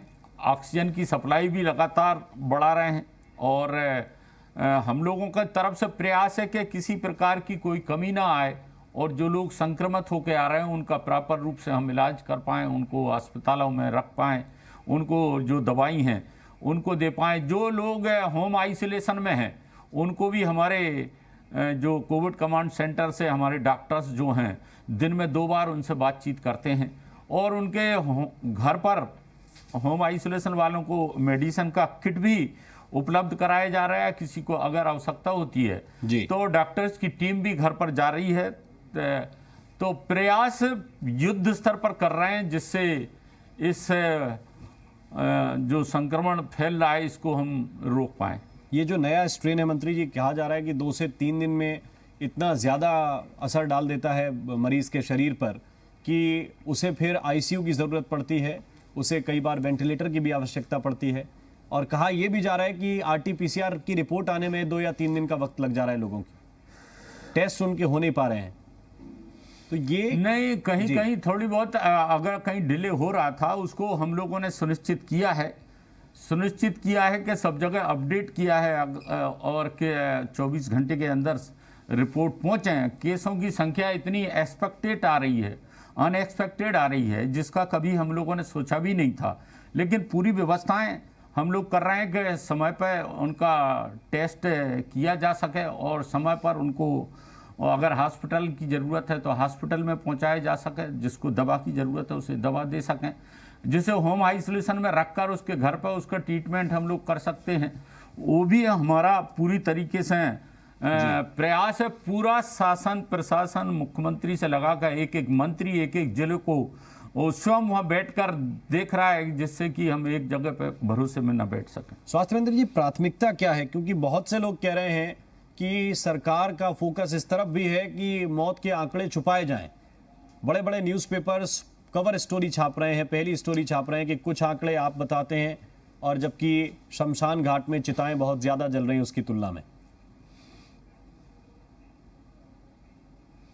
नहीं, देखिए, सरकार को छुपाने से इसमें कोई वो तो है नहीं है कि नहीं छुपाने से हमको कोई उसमें फ़ायदा होने वाला है। इसलिए जो भी संक्रमित लोग हैं और उनकी जो जानकारी है वो पूरी उपलब्ध की जाती है। जैसे हमने कहा आज 60 लोगों की डेथ रिपोर्टेड थी, वो मैंने आपको बताया है। लेकिन अब जहाँ तक शमशान घाट की बात है तो शमशान घाट में कई अनेक ऐसे भी पेशेंट हैं जिनकी रिपोर्ट मांगी जाती, रिपोर्ट नहीं आ पाती है, मतलब वो पॉजिटिव भी नहीं आ, तो उनको भी कोविड जो गाइडलाइन है उसके अनुसार ही उनको शमशान घाट में उनका दाह संस्कार किया जाता है। कुछ जो नॉन कोविड भी जो मृत्यु हो रही हैं वो भी वहाँ पर रहते हैं, तो इसलिए थोड़ा बहुत फर्क। लेकिन हम लोग कहीं कोई बात आंकड़े को नहीं छिपा रहे हैं। पूरी जो सच्चाई है वो जनता के सामने भी रख रहे हैं और जनता को जागरूक करने के लिए भी लगातार हमारा प्रयास है। और यही मैं तो आपके माध्यम से मध्य प्रदेश के एक एक नागरिक से हाथ जोड़कर प्रार्थना करना चाहता हूं कि गाइडलाइन का पूरी तरह पालन करें। बिल्कुल मास्क जब भी बाहर निकलें प्रभुराम चौधरी जी, निकालें। कहाँ आकलन में कहाँ चूक हो गई? क्योंकि ये पिछला वर्ष भी कोविड का ही वर्ष था, तब आप लोगों ने कहा कि इंफ्रास्ट्रक्चर बना रहे हैं और इत्तेफाक से आप तो पिछली सरकार की भी हिस्सा थे जिसमें कमलनाथ जी मुख्यमंत्री थे। आप इस सरकार को भी साल भर से ज्यादा हो गया, इसमें भी आप महत्वपूर्ण भूमिका में हैं। कहाँ चूक हो गए अफसर? आंकलन करने में चूक गए, इंफ्रास्ट्रक्चर आप लोगों ने दुरुस्त नहीं कर पाया? नहीं, जो पहला वेव जो आई थी उसमें ना तो इतनी संख्या थी, ना इतने मतलब जो केस आज की संख्या में जिस तरीके से निकल रहे हैं वो अनएक्सपेक्टेड हैं, जिसकी कल्पना नहीं की गई थी कि इतने संख्या में। फिर भी लगातार हम लोगों का प्रयास है, पूरा संसाधन जुटा रहे हैं, पूरा सरकार पूरी ताकत से लगी है। हमारे जो डॉक्टर हैं, हमारे जो स्टाफ के लोग हैं, चाहे सरकारी हों चाहे हमारे प्राइवेट के लोग हैं, और जहाँ कमी आ रही है वहाँ उनकी पूरा जिलों में उनको और भी हायर करके उनका ह्यूमन रिसोर्स को भी डेवलप कर रहे हैं। और सब लोग का प्रयास है कि हम इस में जो भी किसी प्रकार की दिक्कत है, दवाई की, बेड्स की, ऑक्सीजन की कोई कमी ना आनी दी जाए, और इसके लिए पूरी तरीके से मुख्यमंत्री जी से लगाकर प्रशासन शासन का एक एक व्यक्ति इसमें लगा हुआ है। जी, एक उन लोगों की भी बात जिस तबके से मुख्यमंत्री स्वास्थ्य मंत्री जी आप आते हैं, गरीब की बात करें, गांव की बात करें, ग्रामीण इलाके के लोगों की बात करें, लोग कह रहे हैं कि उनकी सुनवाई कम है इस सिस्टम में। जिनके पास ठीक ठाक पैसा है वो प्राइवेट में भी चले जाते हैं, दूसरी सुविधाएं भी ले लेते हैं। तो वो लोग विशेष रूप से जो गांव से आते हैं, नहीं जो मजदूर आ रहे हैं दूसरे राज्यों से, विशेष रूप से महाराष्ट्र जैसे प्रदेश से जहां पे आंकड़े बहुत ज्यादा हैं, वो उनके संक्रमित होने का खतरा ज्यादा है। नहीं, महाराष्ट्र बहुत पहले से ही हम लोगों ने महाराष्ट्र बॉर्डर जो था जी उसको पूरी तरह से सील कर दिया गया था। आवागमन जो बसों की आवाजाही थी उसको भी बंद कर दिया गया था। बगैर स्क्रीनिंग के, बगैर टेस्ट के उनको आना जाना पर पूरी पाबंदी लगाई गई थी, जिससे दूसरे जगह हमारे प्रदेश के लोग ना जाएं और यहाँ से हमारे यहाँ से भी दूसरी जगह ना जाएं और वहाँ से भी यहाँ ना आए। इस बात का पूरा ध्यान रखा गया है। और बेड भी हम लोगों ने हर जगहों पर, हर ज़िले में हम लोग कैपेसिटी को हम लोग बढ़ा रहे हैं। और हर एक जो गरीब तबके के लोग हैं उनको भी पूरा, अभी हमारे प्रदेश में 60% लोग जो होम आइसोलेशन पे हैं, उन लोगों को मेडिसिन का किट पूरा 10 दिन के लिए पूरी मेडिसिन उपलब्ध कराई जा रही है। और 2 बार डॉक्टर उनसे स्वयं बात करके अगर उनकी कोई कठिनाई होती है तो उसको टीम को भी वहाँ भेज कर रहे हैं। और हॉस्पिटलाइजों में जितनी भी कैपेसिटी बढ़ा सकते हैं हमारी, चाहे हमारी सरकारी अस्पतालों की कैपेसिटी हो, कुछ अस्पतालों को हम लोगों ने बड़े बड़े शहरों में सब जगह जहाँ आवश्यक थी वहाँ अनुबंध भी किया गया है। और प्राइवेट अस्पतालों को भी कोविड केयर सेंटर की पूरी परमिशन भी दी गई है, जिससे किसी भी प्रकार से लोगों को दिक्कत ना आए। इसके लिए हम लोग लगातार प्रयास कर रहे हैं। जी, एक सवाल बहुत सीधा है जिस पर जनता बार बार प्रश्न पूछ रही है नेताओं से कि आप लोगों के लिए राजनीतिक कार्य, राजनीतिक रैलियां, चुनाव की रैलियां ज्यादा महत्वपूर्ण हो गई। आप कह रहे हैं कि यह संकट ऐसा है जिसकी कल्पना नहीं की थी, अनएक्सपेक्टेड है, लेकिन इसके बावजूद दमोह में चुनाव की रैलियां चलती रही, आपकी भी और आपके विरोधी दल कांग्रेस की भी। तो आप लोगों के लिए प्राथमिकता क्या जनता की जान है, या आपके लिए एक सीट है, ऐसी सीट जिसका बहुत फर्क भी नहीं है, कोई भी जीत जाए, कोई भी दल जीत जाए? नहीं, सरकार की प्राथमिकता में लोग हैं, मध्य प्रदेश की जनता है। लोगों को हम लोग पूरी सुविधाएं उपलब्ध कराएं, वो हमारी पहली प्राथमिकता है। इलेक्शन कमीशन ने वहाँ चुनाव डिक्लेयर किए। अभी जो रोड शो हमारा होने वाला था उसको भी आदरणीय ज्योतिरादित्य सिंधिया जी और मुख्यमंत्री जी का उसको भी कैंसिल किया गया और सीमित किया गया है। ये हम लोगों की तरफ से सभी प्रदेश के अंदर, उसमें दमोह भी है, सब जगह हमारी कोशिश है कि पूरी गाइडलाइन का पालन करें लोग। और लगातार प्रयास, मुख्यमंत्री जी भी खुद स्वास्थ्य के लिए यहाँ बैठे हुए थे मिंटो हॉल में, और उनने आग्रह किया था पूरे प्रदेश की जनता से। हम लोगों ने सारे जनप्रतिनिधियों ने मुख्यमंत्री सहित जगह जगह पर शहर में जाकर स्वयं अनाउंस किया कि भैया इसको संक्रमण को रोकने के लिए हमें चेन तोड़ना होगी, लोगों को सावधानियां पूरी बरतना होंगी।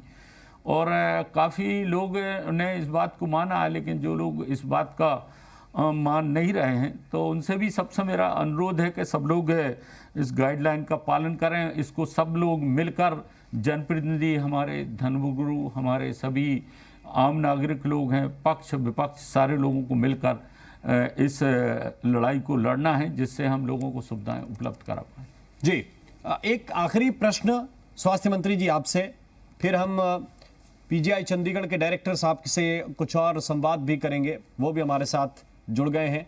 लेकिन एक आखिरी सवाल आपसे, आप कह रहे हैं कि हमने अपील की, मुख्यमंत्री जी ने भी आग्रह किया मिंटो हॉल पर बैठ के, गांधी प्रतिमा के पास बैठ, लेकिन सवाल यह है कि आप लोगों का आचरण स्वीकार्य होगा ना जनता के बीच में? तो आग्रह आप भी करते हैं, आग्रह हम भी करते हैं, हम भी रोको टोको अभियान चलाते हैं, लेकिन जब आप आचरण वैसा करेंगे, आप लोग रैलियों में लोगों की भीड़ बुलाएंगे, आप लोग रैलियों में ये कहेंगे कि वो बहुत से लोग कार्यकर्ता मेहनत करें, जुटें, लोगों से संपर्क करें, और फिर आप उम्मीद करेंगे कि जनता घर में रहे, तो कैसे चलेगा स्वास्थ्य मंत्री जी एक साथ?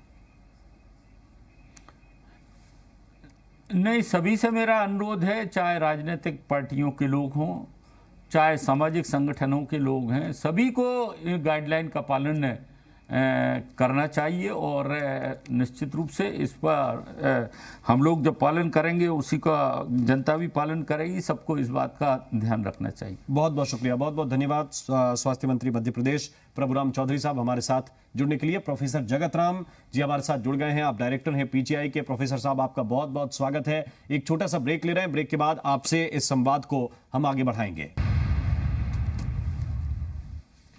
और आइए चर्चा को आगे बढ़ाते हैं, इस अभियान को आगे बढ़ाते हैं। इस वक्त दो खास मेहमान हमारे साथ जुड़े हुए हैं। प्रोफेसर जगत राम साहब हैं, डायरेक्टर हैं पीजीआई के, बहुत बहुत स्वागत प्रोफेसर साहब आपका। हुसैन लाल जी इस वक्त हमारे साथ जुड़े हुए हैं, आप प्रिंसिपल सेक्रेटरी हैं स्वास्थ्य विभाग पंजाब के, बहुत बहुत स्वागत हुसैन लाल जी आपका भी। सबसे पहले प्रोफेसर जगत राम जी, इस वक्त स्थितियां किस तरह की हैं? विशेष रूप से मैं शुरुआत अगर पीजीआई से करूं, कितना लोड आप लोगों के ऊपर इस वक्त है? जो आपके पास हैंड्स हैं, वर्किंग हैंड्स हैं, जो डॉक्टर्स हैं, जो मेडिकल फैसिलिटीज हैं, उसके हिसाब से कितना लोड इस वक्त पीजीआई के ऊपर है? देखिए, पीजीआई में तो हमारे पास आज के दिन में 222 पेशेंट जो है वो मॉडरेट टू सीवियर, जो काफ़ी जिनका ऑक्सीजन लेवल काफ़ी कम है, और काफ़ी सारे उसमें वेंटिलेटर पे भी है। तो 222 पेशेंट हमारे पास दाखिल है, कोविड पॉजिटिव पेशेंट।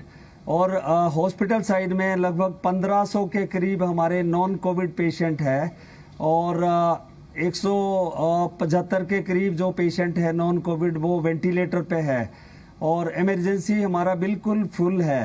तो हमारे पास दोनों पेशेंटों का काफ़ी रश है, जैसे कि कोविड भी हॉस्पिटल हमारा फुल है और नॉन कोविड हॉस्पिटल भी ऑलमोस्ट फुल है।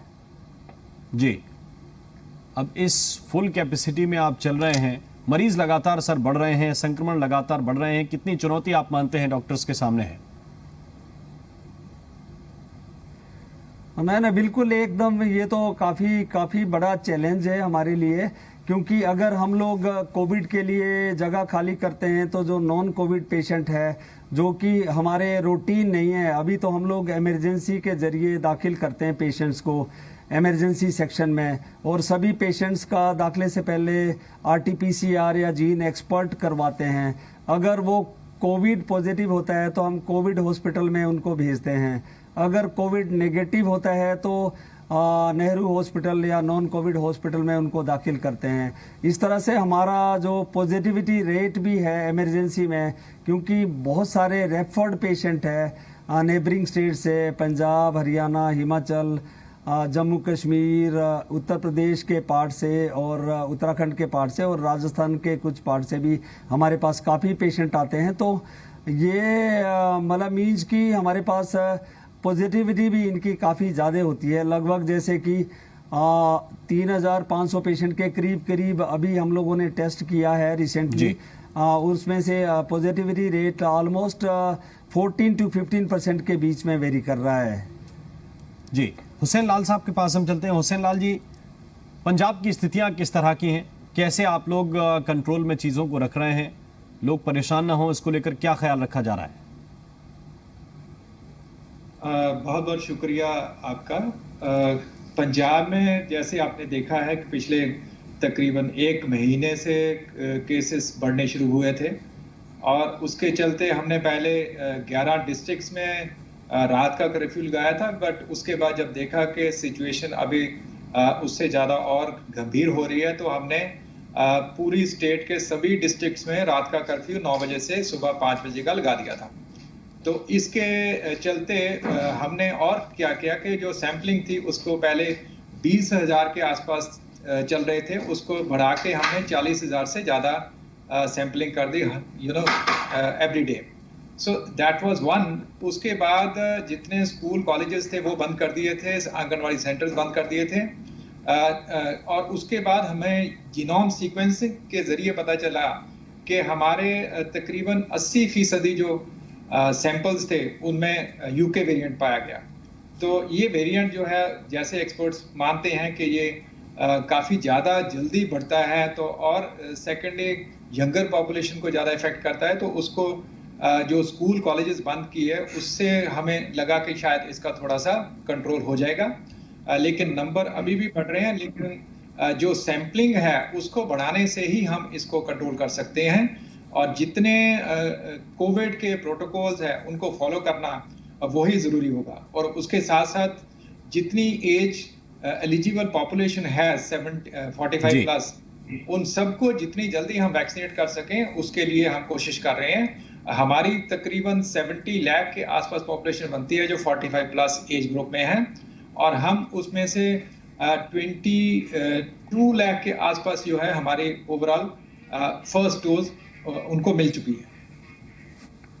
वैक्सीन की डोज प्रॉपर मिल पा रही है आप लोगों को? क्योंकि कई राज्यों से ये शिकायतें आ रही हैं कि वैक्सीन की कमी हो रही है।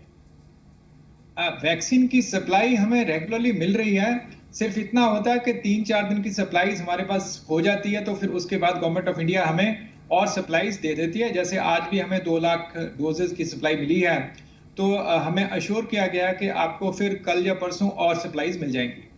जी, आप हमारे साथ रहिए, आपसे चर्चा करेंगे। प्रोफेसर जगत राम साहब, आपका बहुत बहुत शुक्रिया हमारे साथ जुड़ने के लिए। और हमारे साथ इस वक्त मध्य प्रदेश सरकार के चिकित्सा शिक्षा मंत्री विश्वास सारंग जी जुड़ गए हैं। विश्वास जी, बहुत बहुत स्वागत है आपका। मध्य प्रदेश की स्थितियों की बात करें सर, काफ़ी चिंताजनक है, विशेष रूप से इंदौर की, विशेष रूप से राजधानी भोपाल की। बहुत से मरीजों की ये शिकायत है कि उन्हें प्रॉपर इलाज नहीं मिल पा रहा है। कई जगह तो ये स्थिति है कि वो बेड्स के लिए उन्हें बहुत सिफारिश जोर लगाना पड़ रहा है। आप भी समाज के नेता हैं, वहीं से निकले हुए हैं, आपके पास भी बहुत से फ़ोन आते होंगे, आपके स्टाफ के पास भी बहुत से फ़ोन आते होंगे। क्या स्थितियाँ काबू में हों, इसके लिए किया जा रहा है?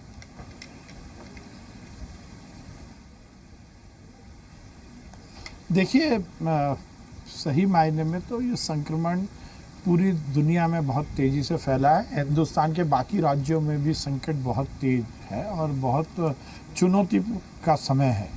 ये बात सही है कि लगातार संकट बढ़ता जा रहा है, पर मैं आपको विश्वास दिलाता हूँ, जो आपने कहा कि बिस्तरों की कमी, ऐसी कोई स्थिति नहीं है।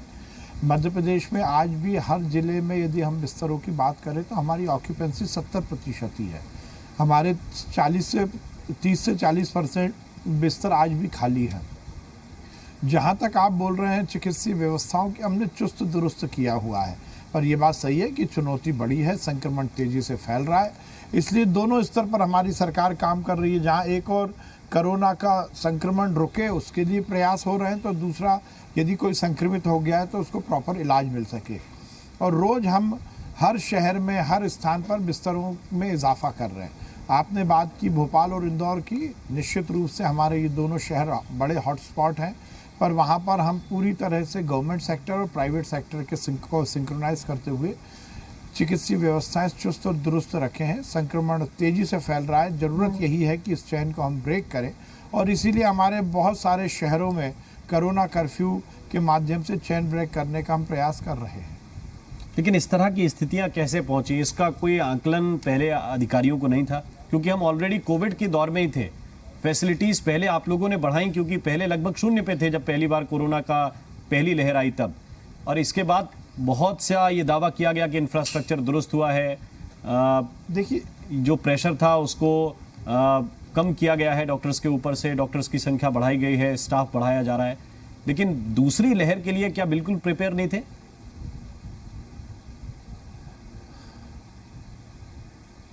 नहीं, देखिए, ये बहुत अनप्रेडिक्टेबल वायरस है। मैं आपको निवेदन करना चाहता हूं, आपने देखा होगा पहले दुनिया ये कहती थी कि ये गर्मी में ख़त्म होगा और सर्दी में बढ़ेगा। बिल्कुल इसका उल्टा हुआ, ये सर्दी में समाप्त हुआ, गर्मी जैसी आ रही है वैसा बढ़ रहा है। पहले कहा गया था कि ये एक समय के बाद इसका पीक आ गया है, अब पीक से ख़त्म हो गया, हर्ड इम्यूनिटी डेवलप हो गई, अब ये इसका एंटीबॉडी डेवलप हो जाएगा, ज़रूरत नहीं पड़ेगी। वो देखिए बातें गलत निकल गई। कब ये क्यों शुरू हुआ इसको नहीं मालूम, कैसे ये ख़त्म हो गया ये नहीं मालूम, दूसरा दौर कैसे आ गया ये नहीं मालूम। तो देखिए ये एक रिसर्च का और स्टडी का बड़ा विषय है। अनप्रेडिक्टेबल वायरस है, कब किसको कैसे लग रहा है, इनविजिबल है, किसी को नहीं मालूम, इसलिए इसके आकलन करना सही मायने में किसी के बस की बात नहीं है। पर हमारी सरकार ने, हम जो कर सकते थे हमने किया। जैसा आपने कहा कि यदि हम इस तरह की महामारी के में यदि हमारे सेटअप की बात करें या इंफ्रास्ट्रक्चर की बात करें तो वो बहुत कम था, पर एक साल में हमने ये स्थिति बनाई है कि आज प्रदेश के हर स्तर पर, हर जिले में, हर कस्बे में हम कोरोना का इलाज कर पा रहे हैं। हम ऑक्सीजन को लेकर हर जगह हमने लाइन डलवाई है, हम वेंटिलेटर हमने हर जगह लगवाए। पर हमें ये विचार जरूर करना पड़ेगा कि ये केवल बीमारी नहीं है, ये महामारी है। और महामारी का मतलब ये होता है कि सभी व्यवस्थाएं अस्त व्यस्त होना, परंतु हमारी व्यवस्थाओं को हम चुस्त दुरुस्त रखे हुए हैं और आगे हम कटिबद्धता के साथ ये कहते हैं कि हम आगे भी सही तरह से व्यवस्थाओं को ठीक करके रखेंगे।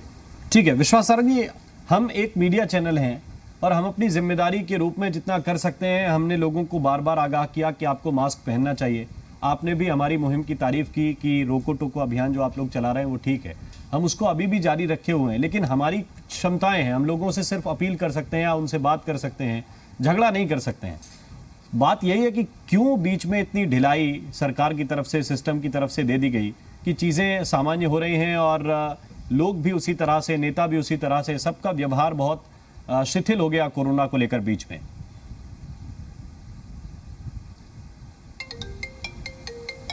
नहीं देखिए ऐसी बात नहीं है कि कोई लापरवाही की गई, पर ये बात देखिए ये बहुत ज़रूर मायने रखता है कि जब कोरोना संकट कम हुआ था, संक्रमण कम फैल रहा था, तो लोग थोड़े से उस मामले में मैं लापरवाह तो नहीं बोलूँगा, पर यह बात ज़रूर है कि सब बहुत कंफर्टेबल हो गए थे और उसी का परिणाम निकला कि ये संक्रमण तेज़ी से फैल गया। अब मुझे लगता है संक्रमण की चेन को ब्रेक करना है तो हम सबको संयम और अनुशासन का पालन करना होगा। और मैं ZTV की और आपकी बहुत तारीफ़ करूंगा कि आपने निश्चित रूप से सामाजिक सरोकारता को स्वीकार करते हुए मास्क पहनने की मुहिम को बहुत दृढ़ता के साथ आगे बढ़ाया। मैं ZTV को बधाई देता हूँ। जी आप हमारे साथ रहिए, हमारे सहयोगी अमृता भी हमारे साथ हैं। अमृता जी, हुसैन लाल साहब भी हमारे साथ जुड़े हुए हैं, आप सवाल कर सकते हैं। जी बिल्कुल, जे पंजाब के हालातों की गल की जाए सर, पहला तो तुहाडा स्वागत भी है जी मीडिया ते तुसीं जुड़े हुए हो, तो यही समझना चाहांगे कि पंजाब दे विच वक्खो-वक्ख थावां ते जे आंकड़ियां दी गल की जाए, मेरे ख्याल बीते एक हफ्ते की जे गल की जाए तो जो बीते 24 घंटिया के आंकड़े सामने आए ने वो 4000 तो ज्यादा के आंकड़े ने, ते ये आंकड़े जाहिर तौर पर चिंताजनक ने क्योंकि एक पैटर्न पंजाब दे विच सैट हो गया। बीते एक हफ्ते दे विच 3000 तो ज्यादा केस सामने आ रहे सी, बीते रोज 4000 तो ज्यादा केस सामने आए ने। मोहाली की गल कर ली जाए तो 800 तो ज्यादा का आंकड़ा, बेहद चिंताजनक आंकड़े ने सर। ਤੁਹਾਡੀ ਗੱਲ ਨਾਲ ਬਿਲਕੁਲ ਸਹਿਮਤ ਹਾਂ ਜੀ। ਮੋਹਾਲੀ ਦੇ ਵਿੱਚ ਇੱਕ ਟਕੋਲੀ ਜਗ੍ਹਾ ਹੈ ਜਿਸ ਦੇ ਵਿੱਚ ਪਿਛਲੇ ਕੁਝ ਦਿਨਾਂ ਤੋਂ ਕਾਫੀ ਕੇਸਿਸ ਆ ਰਹੇ ਸੀ। ਅਸੀਂ ਉਹਨੂੰ ਕੰਟੇਨਮੈਂਟ ਜ਼ੋਨ ਬਣਾ ਕੇ ਉਹਨੂੰ ਬੰਦ ਕਰ ਦਿੱਤਾ ਤਾਂ ਕਿ ਉਹਨਾਂ ਦੀ 100% ਜਿਹੜੀ ਟੈਸਟਿੰਗ ਕੀਤੀ ਜਾ ਸਕੇ ਔਰ ਉਸ ਏਰੀਆ ਦੀ ਪੋਜ਼ਿਟਿਵਿਟੀ ਹੀ ਸਭ ਤੋਂ ਜ਼ਿਆਦਾ ਸਮੱਸਿਆ ਦਾ ਸਾਡਾ ਉਹ ਰੀਜ਼ਨ ਸੀ ਕਿ ਸਾਡੀ ਪੋਜ਼ਿਟਿਵਿਟੀ ਮੋਹਾਲੀ ਜ਼ਿਲ੍ਹੇ ਦੀ ਬਹੁਤ ਵੱਧ ਗਈ ਸੀ। ਤਕਰੀਬਨ पहले दिन 450 के आसपास केस उसी एरिया ਦੇ ਵਿੱਚੋਂ ਆਏ ਸੀ, ਬਾਕੀ ਦੂਸਰੇ ਡਿਸਟ੍ਰਿਕਟ ਦੇ ਏਰੀਆ ਚੋਂ ਆਏ ਸੀ ਜੀ। ਸੋ ਇਹ ਇਸ ਤੋਂ ਇਲਾਵਾ ਜਿਹੜੀ ਸੈਂਪਲਿੰਗ ਜਿਹੜੀ ਵਧਾਈ ਗਈ ਹੈ, ਸੈਂਪਲਿੰਗ ਸਾਡੀ ਥੋੜੀ ਜਿਹੀ ਹੋਰ ਇਹਨੂੰ ਅਸੀਂ ਵੀ call it very selective sampling, intelligent sampling, ਤਾਂ ਕਿ ਉਹਨਾਂ ਲੋਕਾਂ ਨੂੰ ਸੈਂਪਲ ਕਰੋ ਜਿਹੜੇ ਕਿ पॉजिटिव हो सकते हैं, ज़्यादा चांसेस है पॉजिटिव हो सकते हैं, इसलिए पॉजिटिविटी जी है ज़्यादा बढ़ रही है। इन जनरल असी तुसी देखा होगा कि असी तकरीबन 80% तो ज़्यादा RT-PCR टेस्ट करते सी और रैपिड एंटीजन साडा तकरीबन 15 तो 20% तो कभी नहीं बढ़िया। असी इसे करके साडी जिहड़ी पॉजिटिविटी है वो साडी करैक्ट दस दी है कि कितना साढ़े इन्फेक्शन का लोड है जी बिल्कुल ठीक है जी जी यहाँ पर आपसे ये भी हम जानना चाहेंगे सर कि बीते रोज केंद्र की तरफ से एक समीक्षा की गई थी जिसमें पंजाब को कुछ सुझाव भी दिए गए थे और कई जिलों में ये भी कहा गया था कि टेस्टिंग कम है या लैब्स नहीं है, तो उस दिशा में पंजाब की तरफ से क्या कुछ किया जा रहा है? पंजाब के विभाग की तरफ से, स्वास्थ्य विभाग की तरफ से क्या कुछ कदम वहां पर उठाए गए हैं? गवर्नमेंट ऑफ इंडिया की तरफ से कुछ टीम्स हमारे पास यहाँ पे आई थी और उन्होंने हमें काफी अच्छे सुझाव दिए और उनको हमने नोट किया। जो हमने उनको बताया था कि हमारी जो टेस्टिंग कैपेसिटी थी RT-PCR की वो बहुत कम थी, उसको हमने 30,000 से ऊपर ले गए उसकी टेस्टिंग कैपेसिटी को।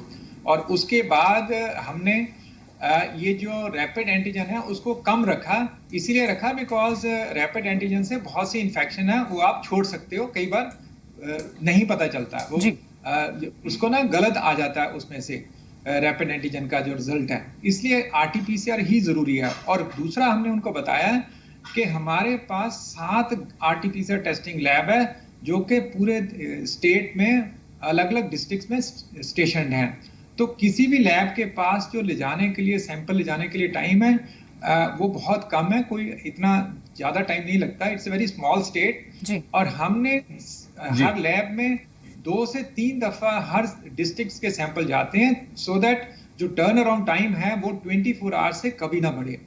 उस चीज को इंश्योर करना बहुत जरूरी है, उसको हमने इंश्योर किया, लैब्स को स्ट्रेंथन किया। और ये जरूरी नहीं है कि हर डिस्ट्रिक्ट में एक लैब होनी चाहिए। फॉर एग्जाम्पल अगर रोपड़ की बात करें, रोपड़ में उन्होंने कहा था कि कोई RT-PCR टेस्टिंग लैब नहीं है, तो हमने बताया कि रोपड़ से 30 किलोमीटर की डिस्टेंस पे we have got 2 RT-PCR testing labs और वहां पे आधे घंटे में सैंपल पहुंच जाते हैं और 2 बार दिन में सैंपल दिए जाते हैं। ठीक है। तो ऐसे ही डिस्ट्रिक्ट्स में लेवल 3 फैसिलिटी नहीं हो सकती, हर डिस्ट्रिक्ट्स में प्राइवेट लेवल 3 फैसिलिटीज हैं, गवर्नमेंट की लेवल 3। ठीक, विश्वास सारंग साहब के पास हम एक बार फिर से चलते हैं। विश्वास सारंग जी, एक टेस्ट रिपोर्ट देरी से आ रही है, लोगों की यह भी शिकायत है, और दूसरा विपक्ष के लोग ये भी कह रहे हैं कि आंकड़े आप लोग छुपा रहे हैं, विशेष रूप से मौत के। शमशान घाट में कुछ और चिताएं जलती हैं संख्या में, आप लोगों के जब रिपोर्ट शाम को जारी होती है कि कितनी मौत हुई वो अलग आंकड़ा होता है। ये दोनों सवाल सरकार के सामने है।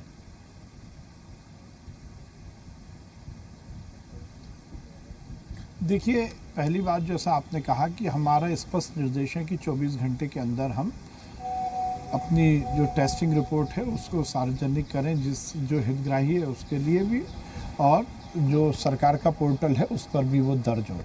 और जहाँ तक मौत की आंकड़े छुपाने की बात है तो मैं ये स्पष्ट करना चाहता हूँ, ना हमारी ऐसी कोई मंशा है, ना हमारे से कोई दिशा निर्देश है। जहाँ तक अंत्येष्टि अंतिम संस्कार में जो लाशें हैं उनकी और जो सरकार के आंकड़े में उसमें अंतर का कारण सीधे सीधे यह है कि हम हर मरीज की जिनकी मृत्यु हुई है उसका कोरोना प्रोटोकॉल के हिसाब से ही अंतिम संस्कार करते हैं। और जब कोरोना प्रोटोकॉल के हिसाब से अंतिम संस्कार करते हैं तो ये भ्रामक प्रचार होता है कि इतनी मृत्यु हुई। मृत्यु की संख्या जो सरकारी आंकड़े में है वही सही है। ये तो केवल और केवल संदिग्ध जो कोरोना के लोग हैं उनकी भी अंत्येष्टि उसी प्रोटोकॉल के हिसाब से होने के कारण ये कन्फ्यूजन क्रिएट हो रहा है। जी विश्वास जी, 2 सवाल और हैं। एक, ऑक्सीजन की सप्लाई, उसकी स्थिति कैसी है? दूसरा, रेमडेसिविर इंजेक्शन, उसकी कल लगभग 9,000 से ज़्यादा की खेप पहुंची थी विशेष विमान से। इस वक्त क्या दवाई की कमी है मध्य प्रदेश में?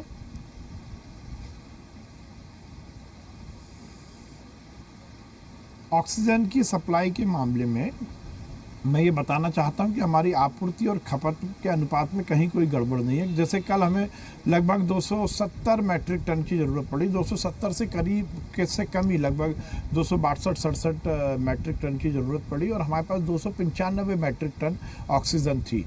तो ऑक्सीजन की दिक्कत नहीं, पर ऑक्सीजन बड़ी चुनौती है, ये बात सही है, और इसीलिए हमने उसके अल्टरनेट व्यवस्थाएं की हैं। हमने ऑक्सीजन कंसंट्रेटर बड़ी संख्या में खरीदे हैं जिसके माध्यम से हम जो ऑक्सीजन बेड हैं उन पर इसकी व्यवस्था सुचारू कर सकते हैं। उसके साथ ही रेमडेसिविर के मामले में हमने पूरी सुनिश्चितता की है कि सवाल इसी बात का है कि क्या हम अपनी जिम्मेदारी निभाने के लिए तैयार हैं। सवाल इसी बात का है कि हम सरकारों से सवाल तो करते हैं, हमें करने भी चाहिए, हमें पूछना चाहिए कि जो टैक्स का पैसा हम देते हैं उसका इस्तेमाल किस रूप में हो रहा है, लेकिन उसके साथ साथ जो हमारी जिम्मेदारी है, जो हम कर सकते हैं, जो अपनों को बचाने के लिए, अपने समाज को बचाने के लिए, देश का पैसा बचाने के लिए, क्या वो जिम्मेदारी निभाने के लिए हम तैयार हैं? क्या हम अपने हिस्से का काम कर रहे हैं? ये आपसे भी सवाल है और इसीलिए जी मीडिया लगातार रोको टोको अभियान चलाता रहा है, आगे भी चलाता रहेगा। लगातार मास्क पहनने को लेकर आपको रोकता भी रहेगा और टोकता भी रहेगा। इस वक्त हमारे साथ दो खास मेहमान जुड़ रहे हैं, हम सीधे उनकी तरफ रुख करते हैं। हमारे साथ इस वक्त मध्य प्रदेश के कैबिनेट मंत्री, ऊर्जा मंत्री प्रद्युम्न सिंह तोमर साहब जुड़ रहे हैं। बहुत बहुत स्वागत प्रद्युम्न सिंह तोमर जी आपका। और इस वक्त कांग्रेस पार्टी के विधायक पंजाब से हैं डॉक्टर हरजोत कमल साहब। बहुत बहुत स्वागत डॉक्टर हरजोत कमल साहब आपका भी। सबसे पहले प्रद्युम्न सिंह तोमर जी, प्रश्न बहुत सीधा है क्योंकि ग्वालियर में भी जहां से आप हैं, जहां के लोगों ने आपको कैबिनेट तक पहुंचाया, सेवा का मौका दिया, वहां के लोग भी बहुत परेशान हैं, वहां भी कोविड के केसेस बहुत बढ़ रहे हैं। इस वक्त की स्थितियों को देखते हुए आप जनता से क्या कहेंगे? देखिए, ये प्राकृतिक आपदा है, कोरोना महामारी, और इस संकट से हम सबको मिलकर के सामना करना है।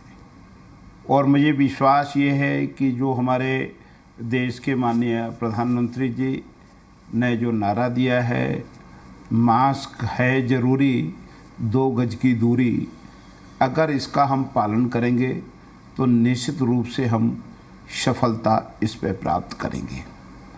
और हमारा इसलिए हमारे प्रदेश के माननीय मुख्यमंत्री जी बराबर इस चीज़ पर निगरानी रखे हुए हैं और हम लोग जो है इस तरफ काम कर रहे हैं।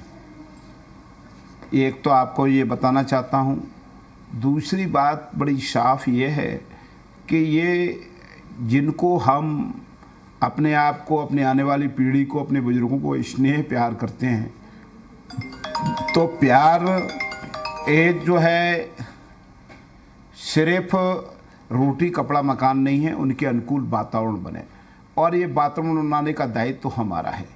और इस वक्त ये दायित्व है कि हमें जब भी हम बाहर निकलें मास्क लगाएं, दूरी रखें एक दूसरे से, और साबुन से कम 4 से 5 बार हाथ धोएं।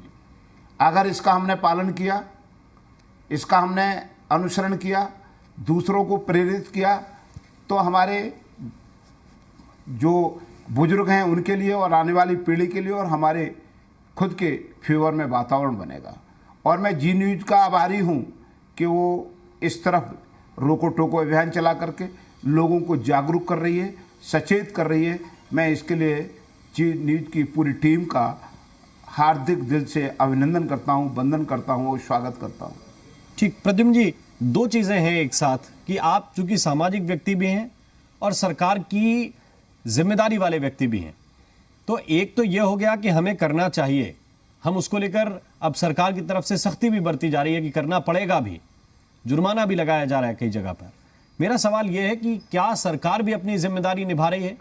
कई जगहों पर अस्पतालों में बेड की कमी, कई जगहों पे दवाई की कमी, ऑक्सीजन की कमी, ऐसी भी खबरें चर्चा में रहती हैं। आदरणीय, मैं एक आपसे आग्रह करना चाहता हूं कि बात सही है, लोग परेशान हैं, मैं इसको नकार नहीं सकता, परंतु सरकार जो हमारी सरकार की जो तैयारी होनी चाहिए पूरी है। आप ये देख रहे होंगे पिछले कोरोना महामारी का जो संकट था उससे भी तुलनात्मक मरीज ज़्यादा निकल रहे हैं जी। तो जो हम लोगों ने आंकलन के आधार पर जो तैयारियां की थी, निश्चित रूप से वो कुछ तैयारियां कम हैं, पर ये खाली एक सरकार का ही जवाबदेही नहीं है, ये जवाबदेही हम सब लोगों को मिलकर करना है। अगर अचानक सारे के सारे लोग बीमार हो गए तो क्या उतने बेड हमको मिल सकते हैं? इस पर चिंतन मनन हम सबको करना पड़ेगा, पक्ष को, विपक्ष को और समाज को। इसलिए मैं आग्रह कर रहा हूँ कि मैं अभी ग्वालियर की बात कर रहा हूँ, जहाँ से मुझे इस सेवक को जनार्दन ने मुझे चुना है। आप ये देखिए कि अभी हमारे पास ग्वालियर में टोटल जो है बेड है 1286, ये सरकारी बेडों की बात कर रहा हूँ मैं। उसमें से अभी हमारे पास आज की डेट में 800 बेड खाली हैं ग्वालियर के अंदर। ये मैं आपको बताना चाहता हूँ, हमारे यहाँ ग्वालियर में ऑक्सीजन की पर्याप्त व्यवस्था है। आप मुझे कहेंगे कौन से हॉस्पिटल में कितने बेड खाली हैं तो मैं आपको बता सकता हूँ। जैसे हमारा JH सुपर स्पेशलिटी हॉस्पिटल है, इसमें हमारे टोटल बेड 280 हैं, जिसमें ICU HD बेड 195 हैं, जिसमें से हम जो है ये टोटल 280 बेड हैं, उसमें से हमारे जो बेड इस समय भरे हुए हैं वो 168 भरे हुए हैं। अभी भी हम 112 बेड हमारे पास खाली हैं जी। हमारा जिला अस्पताल में भी ऐसी पोजीशन है, हमारे ESI हॉस्पिटल है उसमें भी यही पोजीशन है। तो मैं आपको बताना चाह रहा हूं कि हम प्रयास कर रहे हैं और ऐसा नहीं है, इसमें हमें सबका सहयोग भी मिल रहा है। हमारी सामाजिक संस्थाएं भी सहयोग कर रही हैं। सामाजिक संस्थाएं, इलेक्ट्रॉनिक मीडिया, प्रिंट मीडिया लोगों को प्रेरित कर रहे हैं, पर यह जिम्मेदारी हम सबकी है, एक व्यक्ति विशेष की नहीं है। इसलिए पहले हमें अपने उत्तरदायित्वों को, अपने कर्तव्यों को निर्वहन करना है। अगर वो हम ईमानदारी से करेंगे तो हम निश्चित रूप से इस कोरोना वायरस महामारी से जीत पाएंगे। ये मैं आपसे जरूर अपना जो मेरा खुद का अनुभव है, जो मैंने समझा है, वो मैंने आपको शेयर किया है। ठीक, अमृता हमारे साथ जुड़ी हुई हैं, डॉक्टर हरजोत कंवल साहब हमारे साथ हैं। हरजोत जी सवाल पूछ सकते हैं अमृता आप।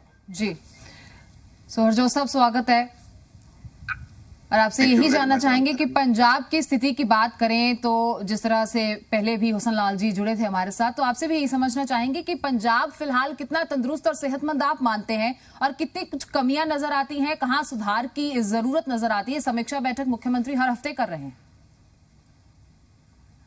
जी अमृता, पंजाब की जो हालात है वो बेशक कोरोना को लेके सारे भारत जैसे ही है, और यहाँ भी रोज केस नए निकल रहे हैं और डेथ देखे तो बहुत कम है हमारे पंजाब में। तो हमारे जो प्रबंध किए हुए हैं, हमारे मुख्यमंत्री अमरिंदर सिंह जी ने सबसे पहले पंजाब को लॉकडाउन करके पहली स्पाइक जब आई थी तब उसको बचा लिया पंजाब को। तो उसके बाद लोगों को अवेयरनेस की, फिर लोगों को राशन दिया घर में, लॉकडाउन में घर बैठे हुए लोगों को। और सबसे बड़ी बात यह है कि हमारी पुलिस, हमारा प्रशासन, सभी इस मुहिम में पूरी अच्छी कारगरी दिखाई उन्होंने, और पंजाब को एक बार तो काफी कोरोना से फ्री कर दिया था। उसके बाद दोबारा अब जो दूसरी स्पाइक आई है वो बहुत गंभीर है, और पंजाब की तरफ से जो भी व्यक्ति कोरोना पॉजिटिव होता है उसको गवर्नमेंट एक किट दे रही है। उस किट में पूरा सामान है, जो उसका टेम्परेचर देखने के लिए, ऑक्सीजन का लेवल देखने के लिए, पूरा लिटरेचर और मेडिसिन वो दे रही है। अभी जो हमारे मुख्यमंत्री है कैप्टन अमरिंदर सिंह, उन्होंने कहा है कि we are also preparing some food kits. तो जिस लोगों के पास दिहाड़ीदार लोग हैं, खाने के लिए नहीं है, उनकी जब भी कोरोना पॉजिटिव आ गया, उनको क्वारंटाइन होना पड़ा और कुछ ऐसी प्रॉब्लम आ गई, तो उनको खाना भी जो है वो किट देगी गवर्नमेंट, उनको घर बैठे मिलेंगे। और सबसे बड़ी बात जो ये है कि लोगों को मैं आपके माध्यम से कहना चाहता हूं कि सरकार ज्यादा से ज्यादा चाह रही है कि हमारे टेस्ट जो है वो किए जाएं, जो कि बिल्कुल फ्री है। लोगों को ज्यादा टेस्टिंग करवानी चाहिए, और वैक्सीन हमारे पंजाब में जितने भी गवर्नमेंट हॉस्पिटल्स हैं उनमें बिल्कुल फ्री लग रही है। तो वो लोगों को चाहिए कि वो आगे आएं और अपनी वैक्सीनेशन करवाएं, ताकि हम उस बीमारी को आने से पहले ही उसको चेक कर सकें। जी हरजोत साहब, कुछ आंकड़े सामने आए थे जिसमें ये बताया गया था कि 81% पंजाब के जो केसेस हैं वो अभी यूके स्ट्रेन वाले हैं, और ऐसे में पंजाब में एक डर ये भी बना हुआ है कि क्या पंजाब लॉकडाउन की तरफ बढ़ रहा है। तो तमाम उन दर्शकों के लिए आप इस वक्त क्या कहना चाहेंगे कि हालांकि सेहत मंत्री को हम सुनते रहे हैं, उन्होंने कल भी ये बयान दिया है कि लॉकडाउन जैसी स्थिति नहीं है, लॉकडाउन नहीं लगेगा, लेकिन एक जनता के दिल में, मन में डर है कि क्या हम फिर से लॉकडाउन की तरफ बढ़ रहे हैं? देखो, जैसे केस बढ़ रहे हैं, आने वाले समय में क्या होगा इसके बारे में कोई प्रेडिक्शन तो कर नहीं सकता। आज की बात अगर हम कहें तो आज पंजाब पूरा कंट्रोल में है, और हमारे सभी जगह पे टेस्टिंग और वैक्सीनेशन लगातार हो रही है। हॉस्पिटल्स में हर तरह की तैयारी है उस कोरोना से लड़ने के लिए। और पहले लोग मजाक बनाते थे कि रात को कोरोना का कर्फ्यू लगा दिया, क्या रात को ही निकलता है कोरोना। अब वो देख रहे हैं कि दिल्ली में भी, दूसरी स्टेट्स में भी ये लग रहा है। तो इसका मतलब होता है चेन को ब्रेक करना। तो चेन ब्रेक करेंगे। रात को लोग पार्टियों में जाते हैं, तब ऐसी जगह में कई बार जो डिस्टेंस बताया गया है वो भूल जाते हैं, तो पास हो जाते हैं। उस चेन को ब्रेक करने के लिए ये सारी पाबंदियां लगाई गई हैं। तो मैं चाहता हूं कि इन पाबंदियों को लोग अगर फॉलो करें, गाइडलाइंस जो है डिस्टेंस मेंटेन रखें, जो मास्क है वो पहन कर रखें, जो भी सरकार की गाइडलाइंस है, हेल्थ डिपार्टमेंट की गाइडलाइन, अगर लोग उसको फॉलो करते हैं तो मैं समझता हूं कि लॉकडाउन जैसी स्थिति नहीं आएगी। लेकिन अगर लोगों में जो अवेयरनेस की कमी है और बहुत से शरारती लोग जो है वो वैक्सीनेशन को कह रहे हैं कि ये गलत है, लेकिन आज तक, मैं भी डॉक्टर हूं और आज तक हमने कोई भी कहीं भी वैक्सीनेशन के बाद कोई भी गंभीर जो है सिट्टे नहीं देखे, कुछ भी ऐसा कहीं नहीं देखा।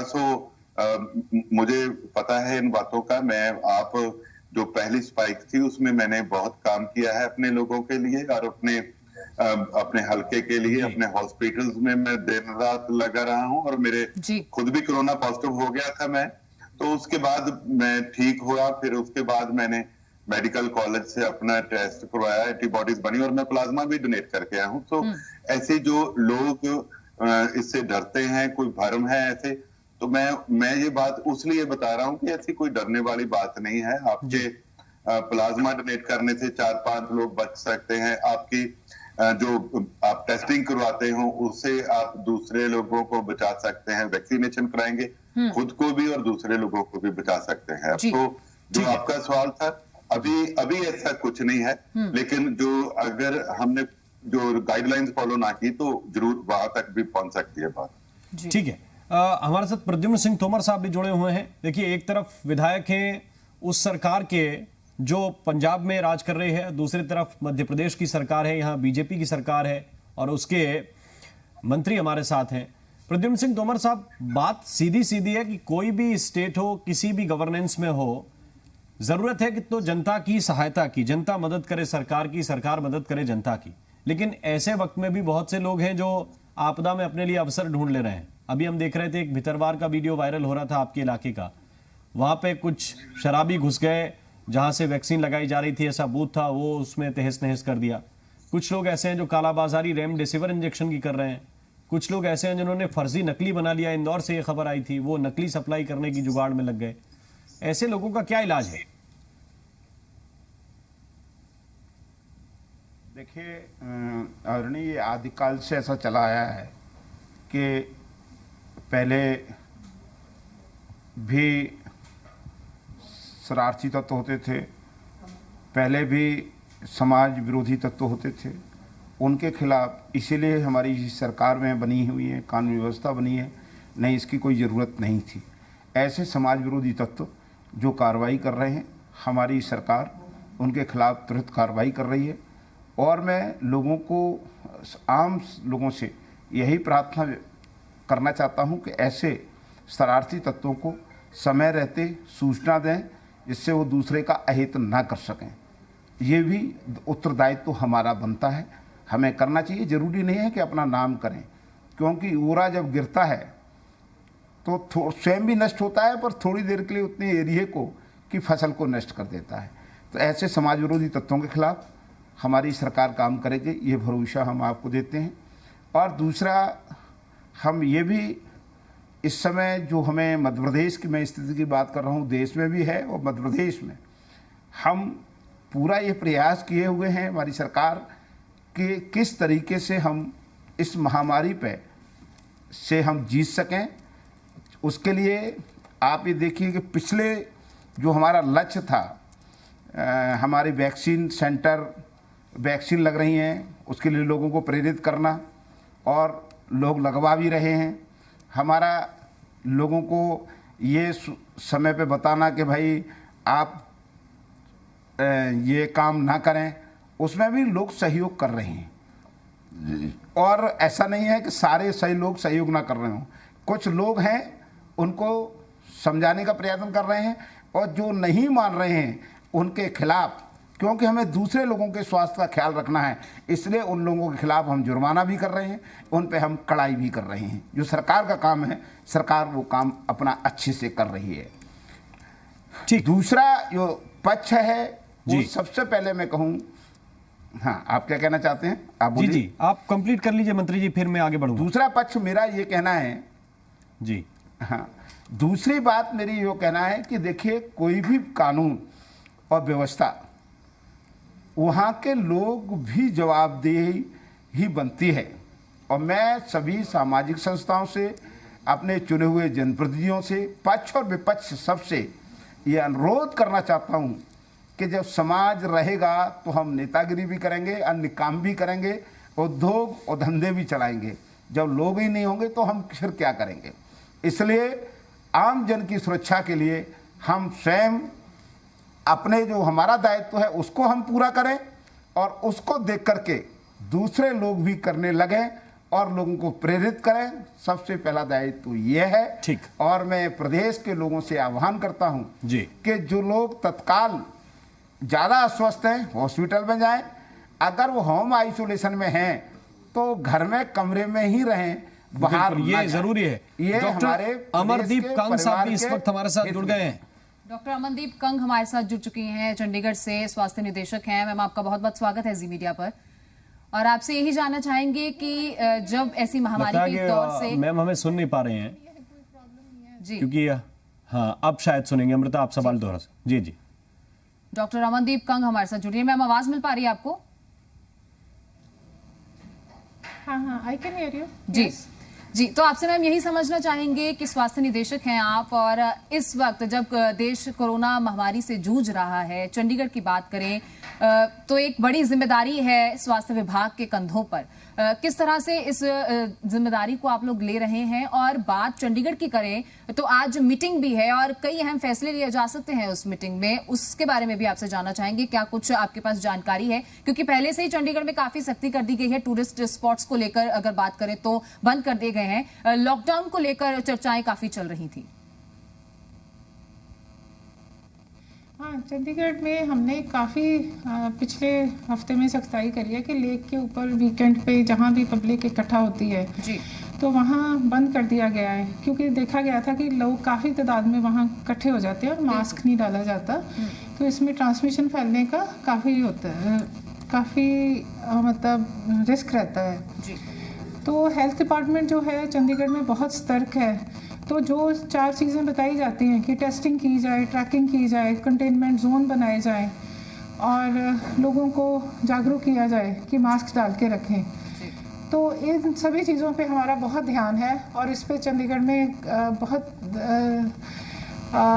ध्यान से काम किया जाता है। और जब हम जागरूक करते हैं लोगों को, मीडिया के द्वारा भी जब बताते हैं तो लोग सुनते हैं, ऐसा नहीं है नहीं सुनते। और अब लोगों में थोड़ा डर भी आ गया है, जैसे जैसे लोगों को पता लग रहा है कि बेड ऑक्यूपेंसी बढ़ रही है, मृत्यु दर बढ़ रहा है और पूरे देश में पॉजिटिविटी रेट बढ़ रहा है, तो लोगों ने मास्क डालना शुरू कर दिया और बाजारों में थोड़ी अब कम नजर आते हैं लोग। जी बिल्कुल। चंडीगढ़ के लोगों की बात करें तो वैसे ही माना जाता है कि थोड़े सतर्क वो लोग रहते हैं। आपसे बातचीत जारी रखेंगे, आप बने रहिए हमारे साथ। एक छोटे से ब्रेक के लिए रोक रहे हैं, ब्रेक के बाद फौरन हाजिर होंगे।